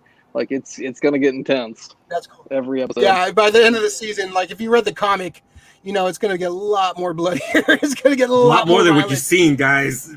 Dude, I try to tell people it's not a normal TV show. This is not a normal fucking cartoon. This comic book series. This is a bloody, crazy fucking show, and they're capturing the essence for sure on this show. I was watching it with my wife Megan, and she hasn't read the comic. She only knows what I've rambled to her about, really. And we're watching, and the part comes with what's his name, the Red Rush, and he's got his head, and she was just like, "Oh my god!" Like she couldn't believe that. She was like, "This is not the cartoon I thought it was going to be." Because also, did y'all watch Legend of Korra? The Avatar, yeah, the one that was the Nickelodeon thing. Yeah. J.K. Simmons is Tenzin, who's like this Buddhist monk, and Megan loves that show. So I do too. It's great. Oh yeah. J.K. Simmons also. J.K. Simmons takes me out a little bit just because I'm like Parker. Yeah. And, he's so many characters. He's such a good actor, and his voice just stands out and cuts through everything. But I love him in every role. I don't think I've seen anything he's disappointed me in. But he takes me out a little bit. But anyways, in Legend of Korra, he's this Buddhist monk, and he's got all these he's guiding his students and everything, but he's not making their heads explode. He doesn't have this switch that flips and then is just homicidal. So I was watching with somebody the other day that never watched any of the show, doesn't know about the comic, and watched it. And as soon as that end scene came, like, oh shit, what the fuck? Like that was like, that. See, that's why I think it was like that sets up that last scene, like that beginning scene, like seeing them. And you're gonna say what the fuck when you see that scene, regardless. These guys are unstoppable, though. You see these guys in action, and like we don't get to see them in the comic, so I think that was a good change. Oh no, no, that I understand, because in the comic you only see 4 panels, all the fucking flash. And then he goes, Omni-Man's or the Immortal's like, I knew I never liked you. Dead. Next page, you see Omni-Man standing, I never liked you either. And that was it. But there was nothing. So in the comic, we didn't really get to fucking even like them. They die like this in the comic, it holds more weight. They got slaughtered, dude. Yeah. What else? Oh, let me see. Hold on one second. Laurie, J.K. Simmons from Oz. That's I always go back to Oz because his name in that one. I love it. The white supremacist dude. It was hard for me to get away from that character because that character is so fucked up. I'm from the show. If you ever seen Oz on HBO, it's a fucking hardcore fucking show and set in a prison. Oh yeah. And his character, he plays a white supremacist, fucking Nazi, fucking asshole dude, and he does some Everybody does fucked up. He did some fucked up shit. When he was cast as J.K. Simmons, it took me a while to get away from like the Oz character because that was so ingrained in my like teenage brain, like seeing that character. Go ahead, Davis. There was a funny little anecdote I heard him on a podcast talking about. There's a scene in Oz where he's like, he's raping some dude and he's whistling. That's like every episode. Yeah, he's singing some song, and his mom watched it later on and was like, "That's the song I sang to you as a child. Like, why did you put that there?" And wow, that's fucking crazy. That's creepy. So he took that from his real life and put it in this horrible scene. He's a method actor. Oh yeah. Yeah, I think they're nailing Eve. I think Adam Eve is probably one of the best characters. She's great. She's one of my favorite characters from the comic, but they nailed her. Jillian Jacobs is perfectly charming for that role. She needs to have that, like she's a badass, but also has some emotions behind her. And I think they casted her really well. Go ahead, Rick. I think that's why they because they changed. That's why I think they changed Rex a little bit. because in the book, when Rex does his thing, she's broken up about it because Rex is actually a kind of a halfway decent guy. He's just the guy who he's like he's kind of an asshole, but yeah, he's kind of an asshole, but he's still a cool kind of a dude. Obnoxious, like a loudmouth, like exactly. It's so, like when he popped up behind when they were like robot. Pops up a robot and he's like, robot. Really? Oh, I was like, oh god, like yeah, dude. I was like, that was too much. Like I know the exact same scene, man. Holy, he's got go away heat for me, man. Like, yeah, I'm not a big fan. And like, he's an asshole in the comics, so I really was never rooting for him in the comic. But he's not like over the top fucking obnoxious asshole. Yeah. He's just he's an asshole. Yeah, regular run of the mill asshole. Yeah, exactly. Nothing special about him. Just your everyday, ordinary, everyday asshole. Zachary Quinto as Robot is fucking really good. That's my favorite voice right now. Possibly. Yeah. Spot on. So now that's the voice I'm going to be reading when I hear the comics is Quinto. Perfect. That's great. Perfect robotic dead voice. Yeah, it's yeah. They made a career off of that. Yeah. Oh, it's perfect. I love the recruit. Siler lives. Oh my god, I haven't heard of Siler in years. Siler, baby. I love the recruitment scene. I think that was done way better than the comic. Yes, I agree. That was great. I love Monster Girl's awesome. I love her progression. Like when she grows up more, like you get to see her. Her progression as a character, her and Robot, there's some fucking cool shit. I can't wait. Oh, I'm so excited for people like to see these storylines, and I hope people like go read the books, man. The books are awesome, man. Like they're definitely no arguments from me and Rick about the books. We can agree. Oh, books. Dude, I have nothing to say bad about the books. He still hasn't read the end though. Oh, you have, dude. Okay. I'm dreading it. So I'm rereading everything because I just got my new Ultimate Collection, book 13, because I stopped at book 12. I forgot where I stopped. But I don't know how many more books I have left to get. I was about to ask you if there's anything from the comics you guys want to see in this series, but if you haven't gotten that far, I don't want to spoil anything for you. No. I've gotten the main thing I want to see. The Voltermite War. Yes, definitely. That's once they go into space, when it turns into a space saga, like I'm fucking. It's so awesome. Yeah, so the stuff in space, I'm excited. I want to see Oliver. I can't wait to see Oliver. Yeah. I want Dinosaurus. Dinosaurus. I love that character. He was so funny. Dinosaurs, yeah. Just all the characters they created, man. Like between Cory Walker, Ryan Otley, and Robert Kirkman, all these weird. Like some of them are like they look similar to like comic book trope characters, but they do it in such a weird, fun way. Like these characters, like there's so much like fun. Like this is like when you're a kid, just creating like drawing, like creating your own characters and stuff, man.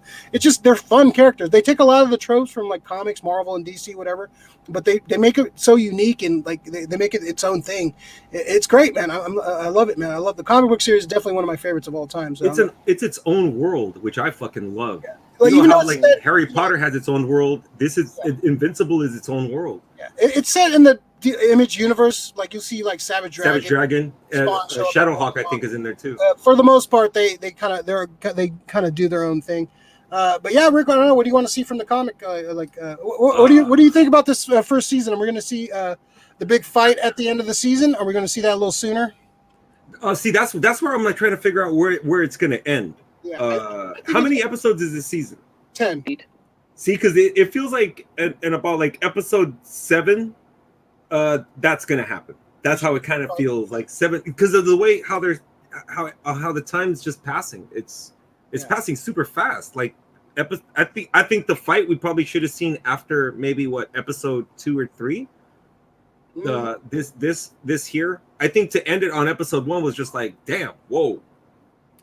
I know what everybody's they're kind of going on about is because it's that whole, to me now I'm like, I understand the whole WandaVision thing. Now all the executives like, we got to give them everything. We got to keep them hooked right now. No lull.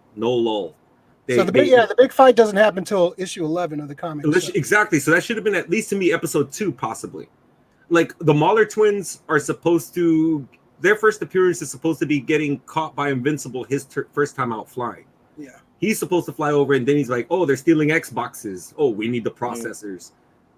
To me, and then that's when they run into, I think, was it the teens there? No, it was the teens somewhere else. Yeah. But yeah, I just started rereading it like the other day before I started watching the show again. So a lot of stuff is fresh in my mind. There's a lot of changes. To me, it's like I said, it's not so much the story that they're changing. a lot of the character, they're fucking with characters and how they are going to interact later. So Amber played by Zazie Beetz. Is she going to have a meteor role? Because Amber didn't. She fucking was caught with William up in a bedroom and shit, and Invincible thought they were cheating, and then Invincible thought, how is that going to work out now that William is now that William is gay right off the bat? They're going to bring in Derek. They took out that whole subplot with the exploding students in the school. Yeah. Well, is that going to still come back? Because I remember seeing kind of like, oh no, those are the robots that were being created by the Maulers. They're kind of making all the superhero stuff inconsequential, honestly. Like and it kind of is. It's about family. It's about family, and it's about Mark Grayson. So it doesn't really matter the order of, and like you had, what are they called, the Flaxons? They came in and they came back and came back, and like they're spread out a little bit more in the comics. But it was like over a few issues that happened. Yeah, now it's just kind of one episode. They kind of had it. Yeah. I think some shit you got to speed through. Some shit you could take your time with. Yeah. I'm digging it though. I like it's different enough where I want to see where it goes for sure. But so far I'm digging it. I'm digging the violence. The violence is great. The action's great. The flying scenes with the music is great. Dude, the fucking scenery, the way they do the art on the scenery is amazing in those fucking skyline shots. And it's not like super expensive. Like, it's just like you got a beautiful skyline, and you can see it's not like the best animation. He's just like kind of stiffly kind of flying. It's not like, but it's the music and the way it's shot. It's beautiful, man. I like the way it's shot. The music's great. What's the animation style you would say? Is it like a hybrid of like the Boondocks and something else? These are the guys who do. Felt like the Boondocks. These are the guys. That's the feel I got. These are the the animation studio, the guys that do some of the DC movies.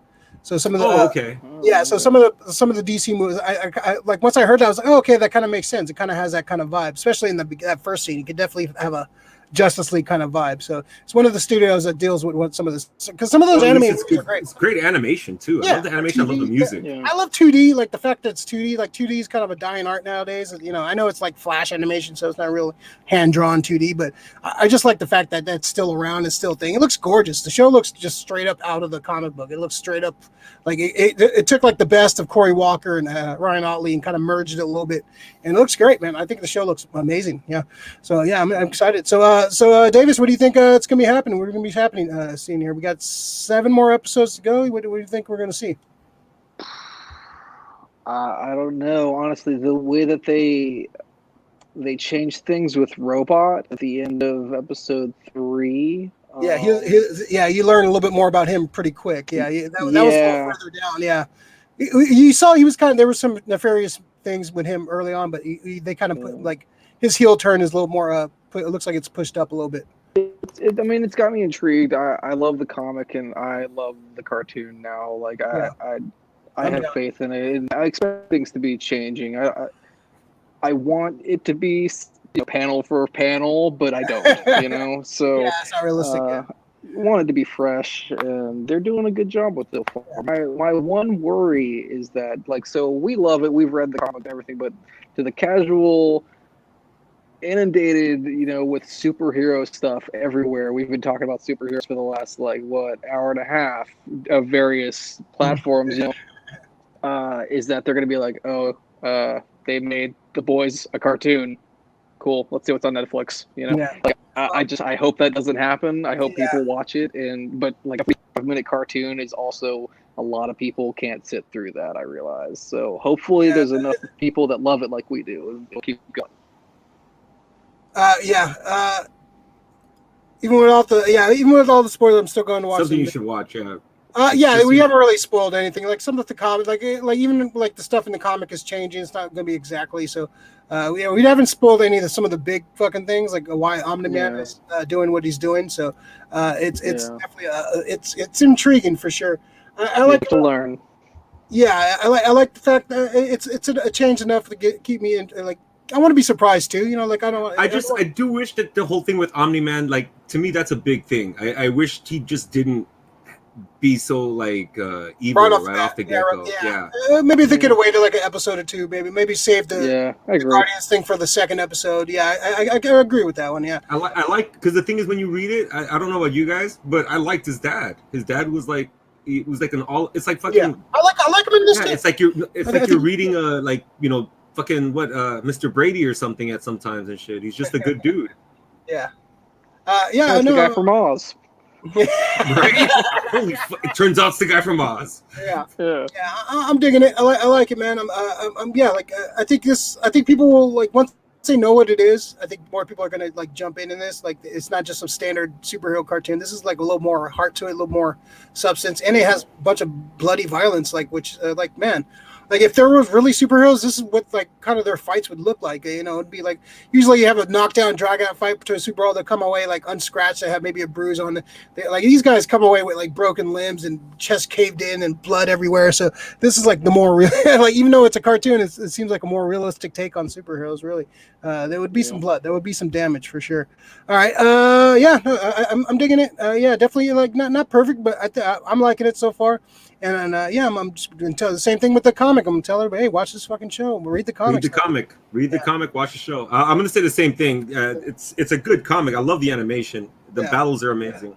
Yeah. So anything else you want to say about this, Davis, before we move on to our pool list? I did see. I get all my information from Reddit, as you've noticed. Kirkman did an AMA the other day, and he referenced he may be trying to make a video game out of Invincible. So that's dope. Who knows when or where that will go? But what kind of fighting game or? Yeah, I could see a fight. Where was that Dragon Ball Z game that came out a couple years ago? Oh yeah, that's a fucking Budokai. The big arena kind of fight. That'd be cool if they do that. Take that concept and put it into a city where you can like fight someone, like knock down buildings and shit, and like fucking throw. Just basically use the whole environment as a. You want like a Spider-Man kind of go around this open world or open city? I would, but how expensive that would be to like make the buildings like destructible and shit. Like very true. Very true. Like I remember, like was that Hulk game they did that where you could like destroy the building and like it was like a. It was next gen games. Apparently, that'd be awesome. If they do like a battle arena kind of thing, where you take like a couple city blocks and you fight like a villain or fight whatever, and like you destroy shit. Though you could throw people through buildings and shit. That'd be fucking awesome. You'd be totally down. Yeah. And it was also talk Seth Rogen. Still, like even before the cartoon was being made, they still want to make this into a movie, a live action movie, which just it would have more traction with the show. Yeah, I'm just thinking how they're gonna do the movie, like how they would like. Yeah, it'd be pretty hard to do. Still put Steven Yeun in Margaret. I mean, he's a little bit older, obviously, but I don't know. I'd put him somewhere. I think I have faith in him. I like him a lot. So he's a good actor. He's got J.K. Simmons, man. He looked good with that mustache in Justice League. So he looked pretty spry. Looks pretty spry. I'm curious about the movie. I wonder if it has a big budget and they have time to tell maybe a 5 movie arc and to kind of tell the story properly. It could be cool. It could be like go like you first start set on Earth and like the whole battle with Omni, and then the second one maybe go into space and stuff and deal with some of that stuff. I don't know. It could do a lot, but if they have a budget, man, and it looks like they got some. Rogan has some traction right now, man. They've been producing some good shit. So. They got a good track record right now, so hopefully they do it right. So I'm glad they're starting off with the cartoon, because it's for the most part pretty faithful. All right, cool. Rick, anything else you want to say before we move on? I do hope we get an Alan the Alien episode. Just him. Just him. Yeah. I hope they do that with a couple of the characters. I hope we see like they probably will. Their like a robot one. Yeah, I wouldn't mind seeing like what was it? The Guardians of the Globe. When they expanded their team, I wouldn't mind seeing like episode like with Best Tiger and stuff like those kind of characters, those weird ass characters. Sick, dude. I'd love to see like episodes like maybe just like little snippets of those characters, like little standalones with them. Seeing Alan like from Alan's perspective, that'd be awesome. Yeah, they could do a lot of shit, man. This is good. This could be a fun show, man. I'm very excited about this show, man. It's a good time to be a geek for sure. All right. Any more spoilers? No, we're done. All right, we're gonna move on. So no more spoilers. Yay! All right, we're back. All right, if you've been watching this long, please like and subscribe to the video if you haven't already. I appreciate the likes. Please appreciate the subscribes. Follow the channel. You don't have to pay for anything. You just subscribe. Not yet, anyways. All right, let's jump into our pool list. Pool list is stuff you picked up recently, stuff you want to talk about, you read, watched, listened to, bought, whatever, good or bad, something you want to rant about. Davis, what do you got this week, man? What's on your pool list? Let's see. Let me check my notes. Watched the Tina Turner documentary the other day. Oh, yeah. It was really good. I mean, if you know anything about Tina Turner, she had a pretty tragic and fucked up story. Oh yeah. And I saw What's Love got to do with it. Yeah. Right. Yeah, that pretty much highlights it. It talks about that a little bit in the doc, but I highly recommend it. It's on HBO Max. Okay, It's about 2 hours long.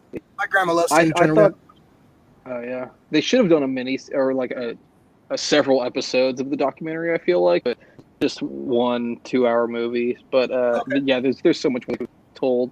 What else?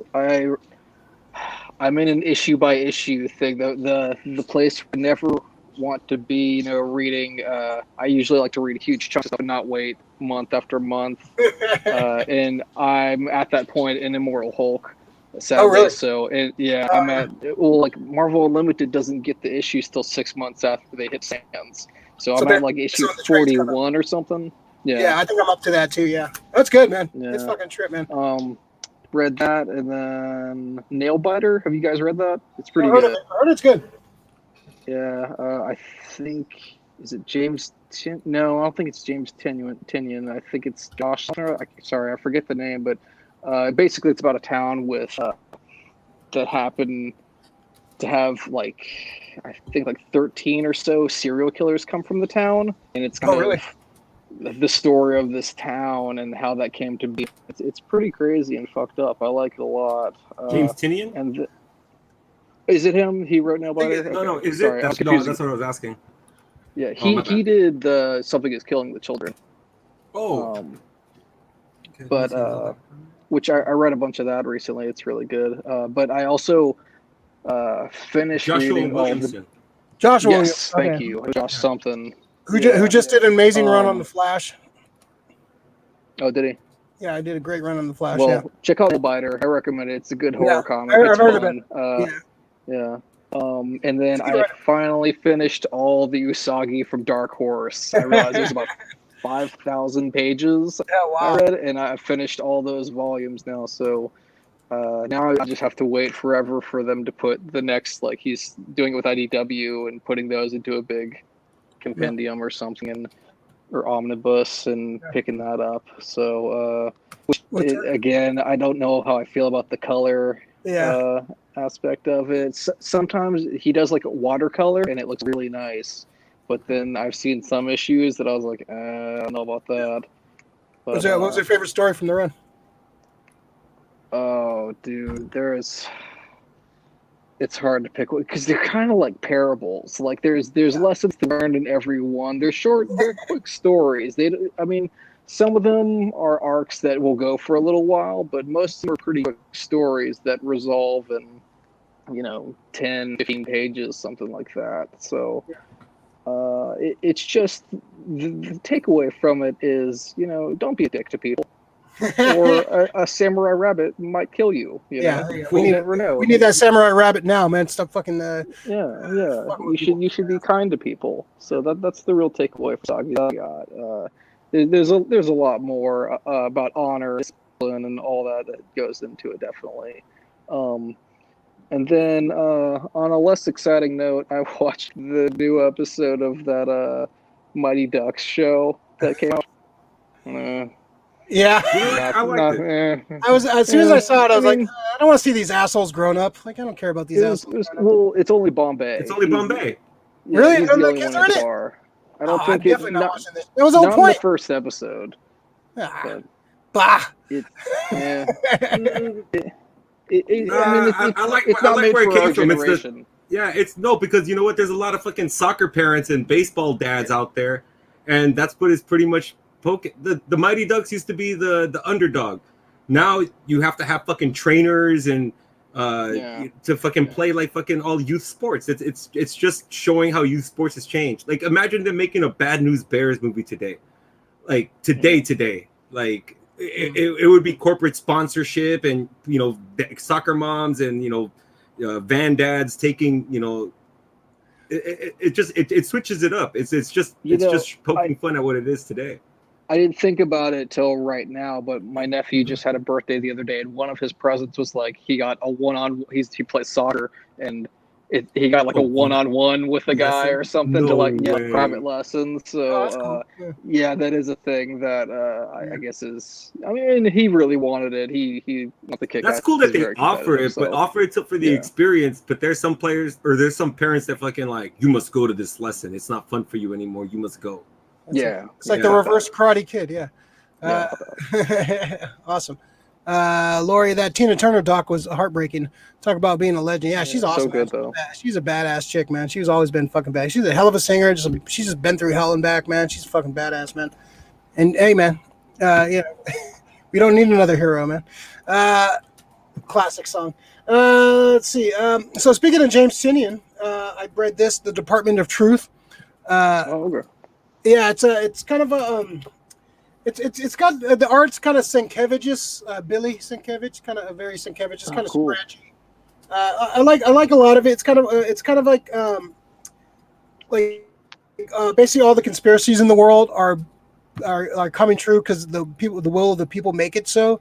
So if enough people believe in something like reptilians or like the false flag things or like the Kennedy assassination or the moon landing and stuff, if they believe it enough, it starts to come true. And so this department is like the X-Files. They have to go and like basically take out these conspiracy theories before they spread and start becoming true. It's pretty interesting read. It's kind of it's a weird take, some twists and turns in it for sure. It's definitely kind of speaking on some of the modern conspiracy theories and kind of the old conspiracy theories and stuff too. It's pretty interesting stuff, man. I definitely want to see where it goes. This collects the first 5 issues. James Tinian is a great writer, man. He's real fun. Sorry to interrupt. I just read his Batman and Ninja Turtles. He did like a 3 trade thing.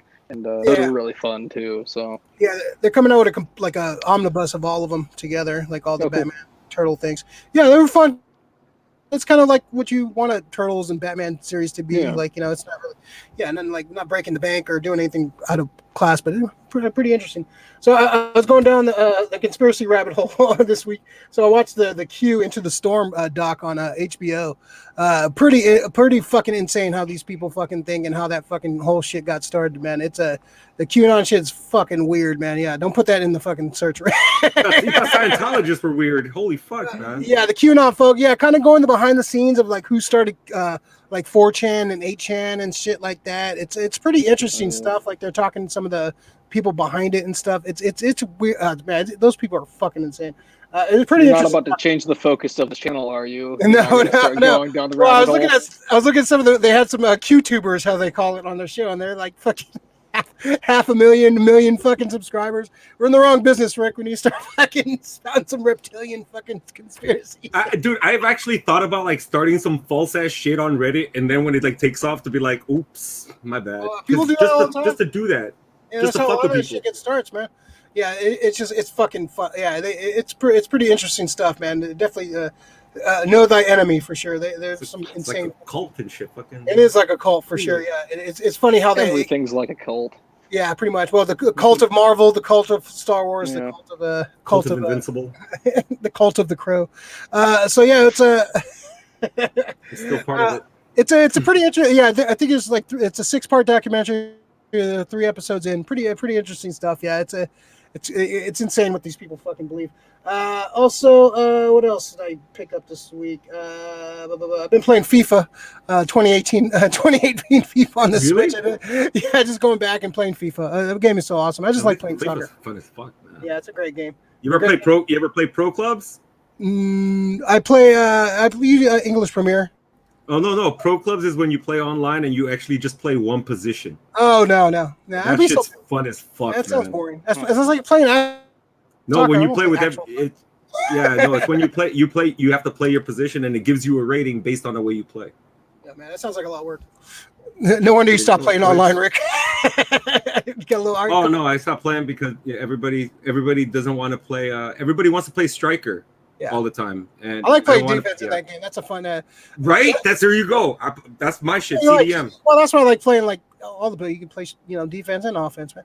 But it's a fun game, man. It's like when you score one, like most of the games are like 1-0 or 2-0, whatever, and that's the most exciting thing.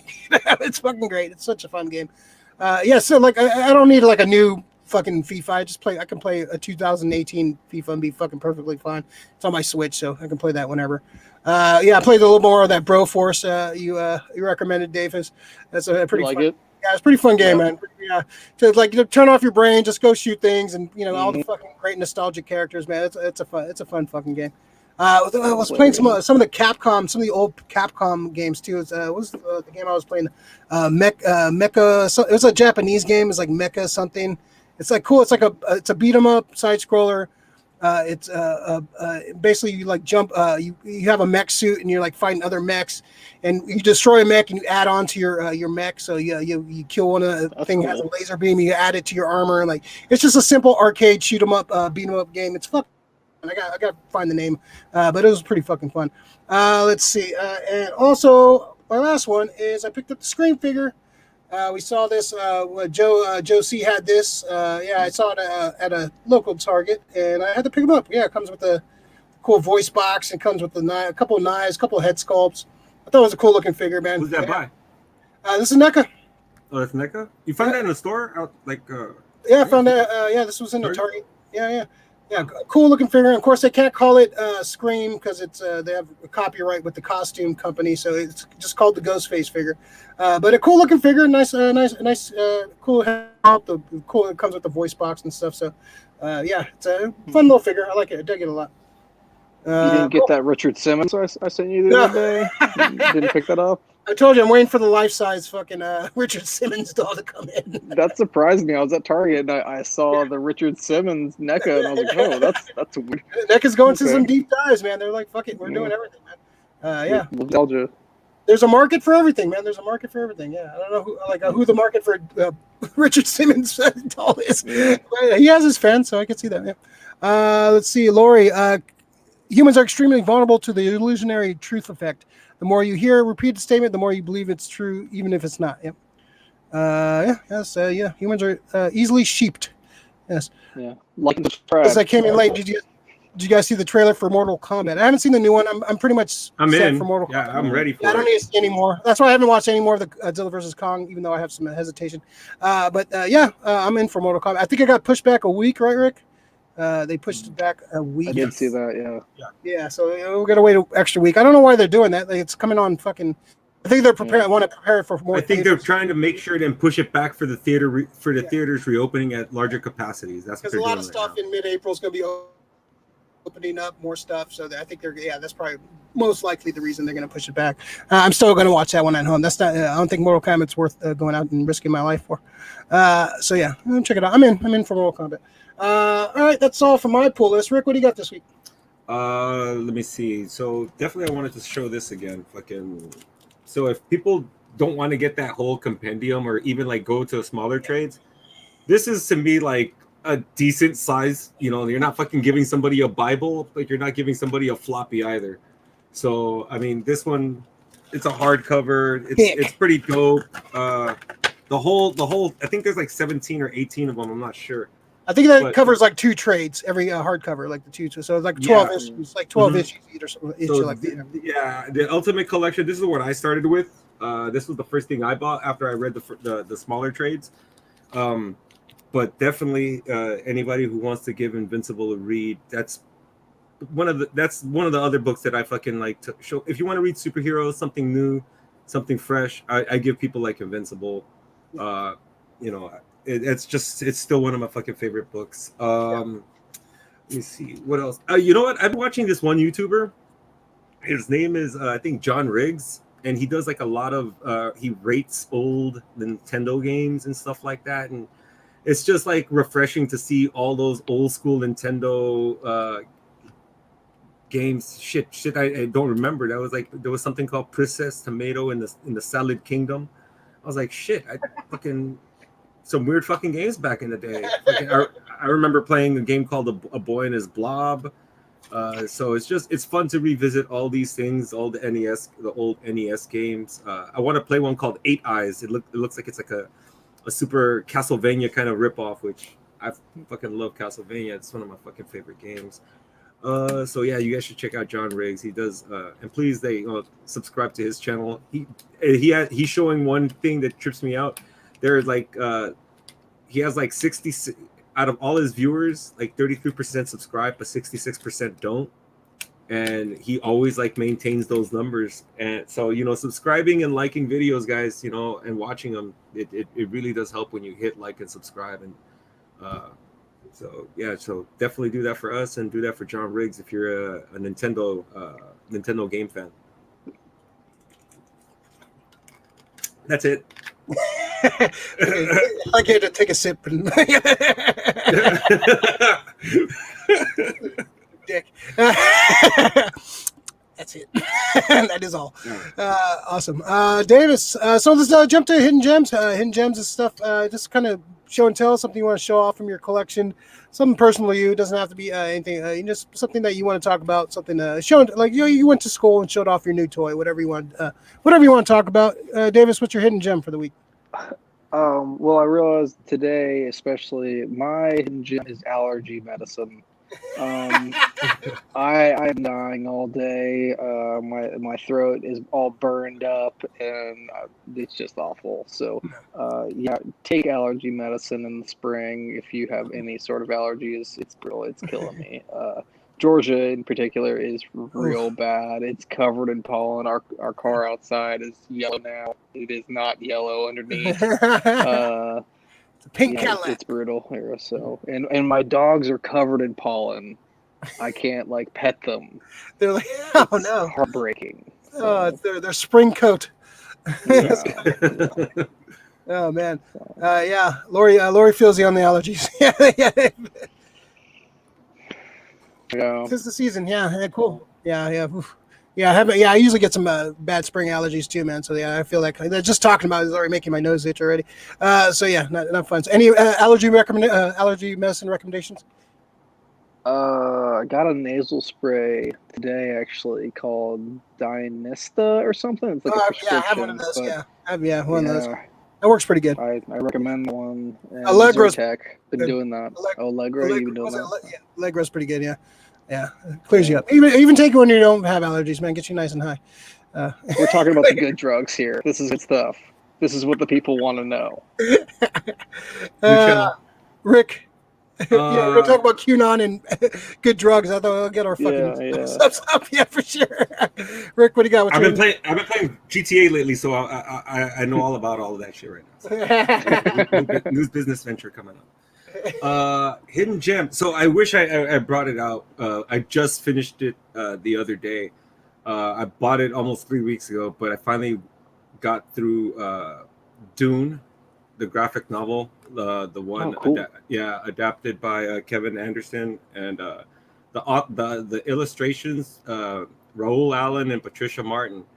And it says that Bill Sienkiewicz did the cover art, or I'm not too sure on that, but wait, do you have it? Can you hold it up, or no? That's why I wish I had it, because it's like on the other side over there.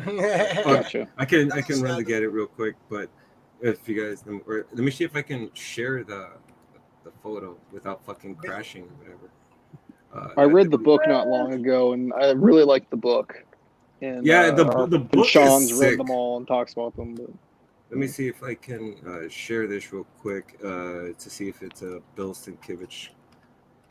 Sorry to slow things down. Yeah. But, No. It's just it's so the reason I call it a hidden gem. It's one of those stories that I've been like very, very happy about. That I've been championing for quite a long time. Is Dune. I think that Dune's an amazing story. I can't do it right now. When do we get part one? Isn't it? It's like October. Is that one? Yeah, or December. We'll post it when we post the video. We'll post the image of the book. Yeah. So it's Dune's it's an amazing story. It's very Messiah like related. It's the first book takes place right after. And the art, I wish I could show you guys the artwork in this book, because it kind of reminds me of like reading old comic panels from like funny pages, but like the more serious comics, kind of like a Prince Valiant kind of style or whatever. It's definitely hella cool, because when you're on Kaladin, it's like it's very blue, like the colors are vibrant. when they go to Arrakis, it's very dry and yellowish, amber tones. And then when you go to Getty Prime, the home of the Harkonnens, it's all just dark black, red and red tones. So it's like it's definitely showing you the settings of all of these worlds and how all these worlds are set apart, more industrial. Like I think of Getty Prime to be kind of like Apocalypse when you think about it, But it's just pretty dope when the whole story of Paul Atreides. So yeah, if you want to get into something new sci-fi, I recommend. This is a. It's just the book is just retelling the comic is just retelling the book. It's just doing the book. Okay. That's all it's doing. Yeah, in like panel form. I think it's his son doing it, right? It's his son, right? Yeah, that's good. That's cool. That's cool. Is the collection you got? Is it the full story of the first book, or is it no? Just, okay, so it ends right at the part where Paul I think has just escaped the Harkonnens, so he hasn't even met the Fremen yet. Oh, so, Fremen. The Fremen. Yeah, it's to me, it's like when you start talking this, it's like talking like Martian to other people, like when you know the like Dune. It's like me talking to Star Wars to people who don't know shit about Star Wars. Yeah, when you start talking about Cara Dune. Yeah. So, that's the only Dune I know. Awesome. I think I told you about that book, right? Didn't I point that one out? Oh no, yeah, you pointed out that book when we were at I was like, Rick, this Mission Comics. Yeah, and I'm glad I got it. It's definitely a great read. Like this screams Rick.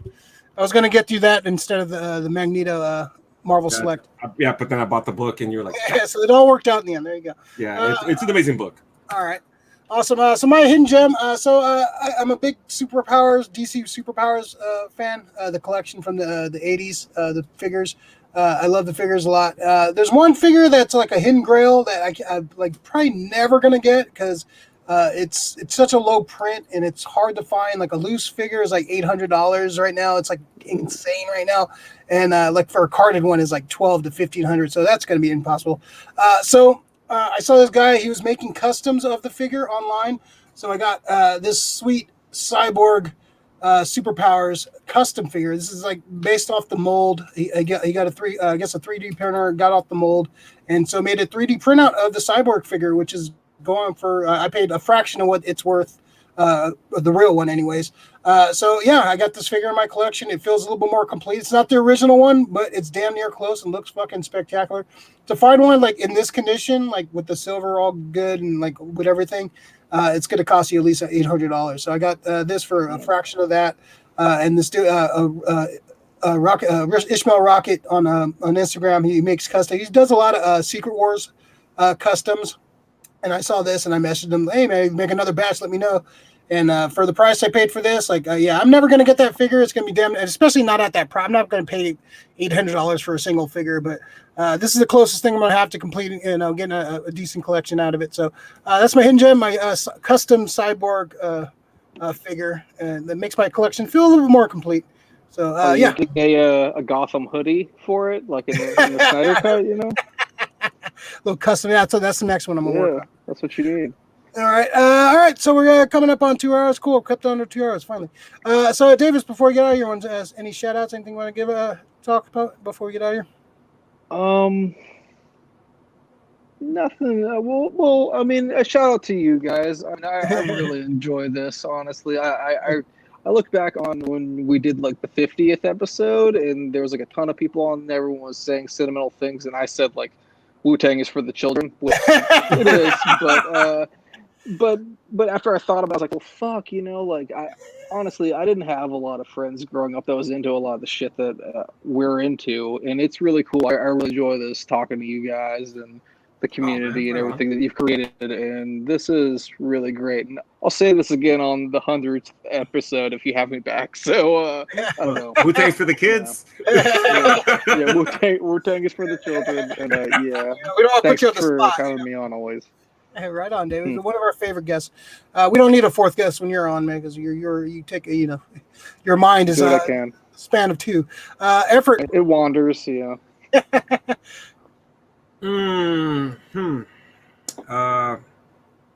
Shout out to everybody who's wearing your mask and doing good.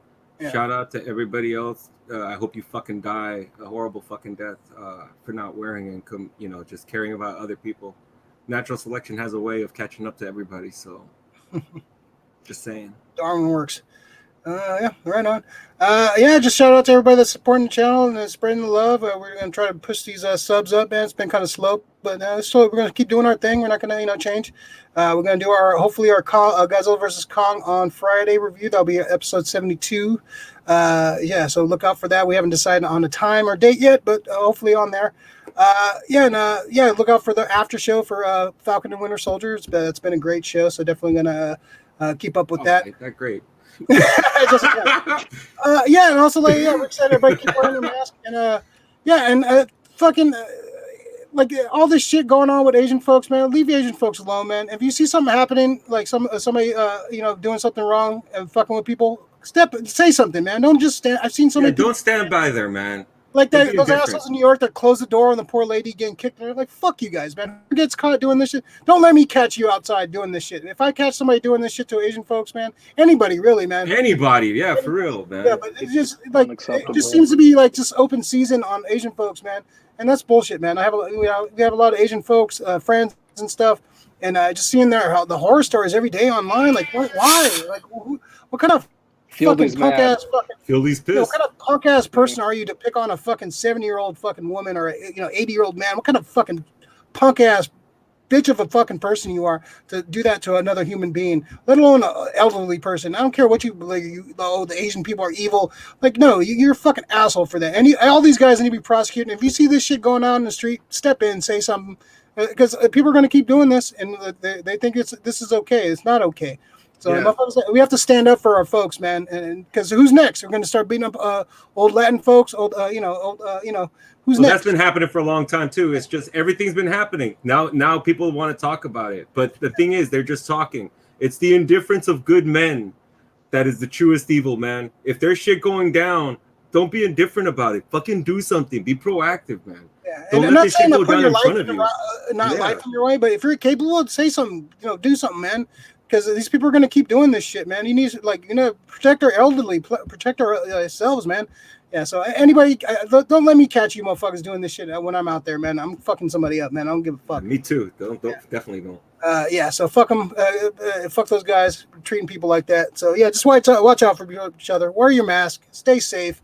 And look out for some more fun show from us. It's not all fucking political, but I just had to say that, man, because it's just heartbreaking to see that those kind of videos every fucking day about somebody getting beat up or every day it's something new. Sad, man. The world's already fucked up enough, man. We don't need to see this shit too. All right. Come check us out next week, and thanks everybody for watching, and appreciate you guys, and hopefully see you guys next time, and like and subscribe, and see you guys next time, and we love you all.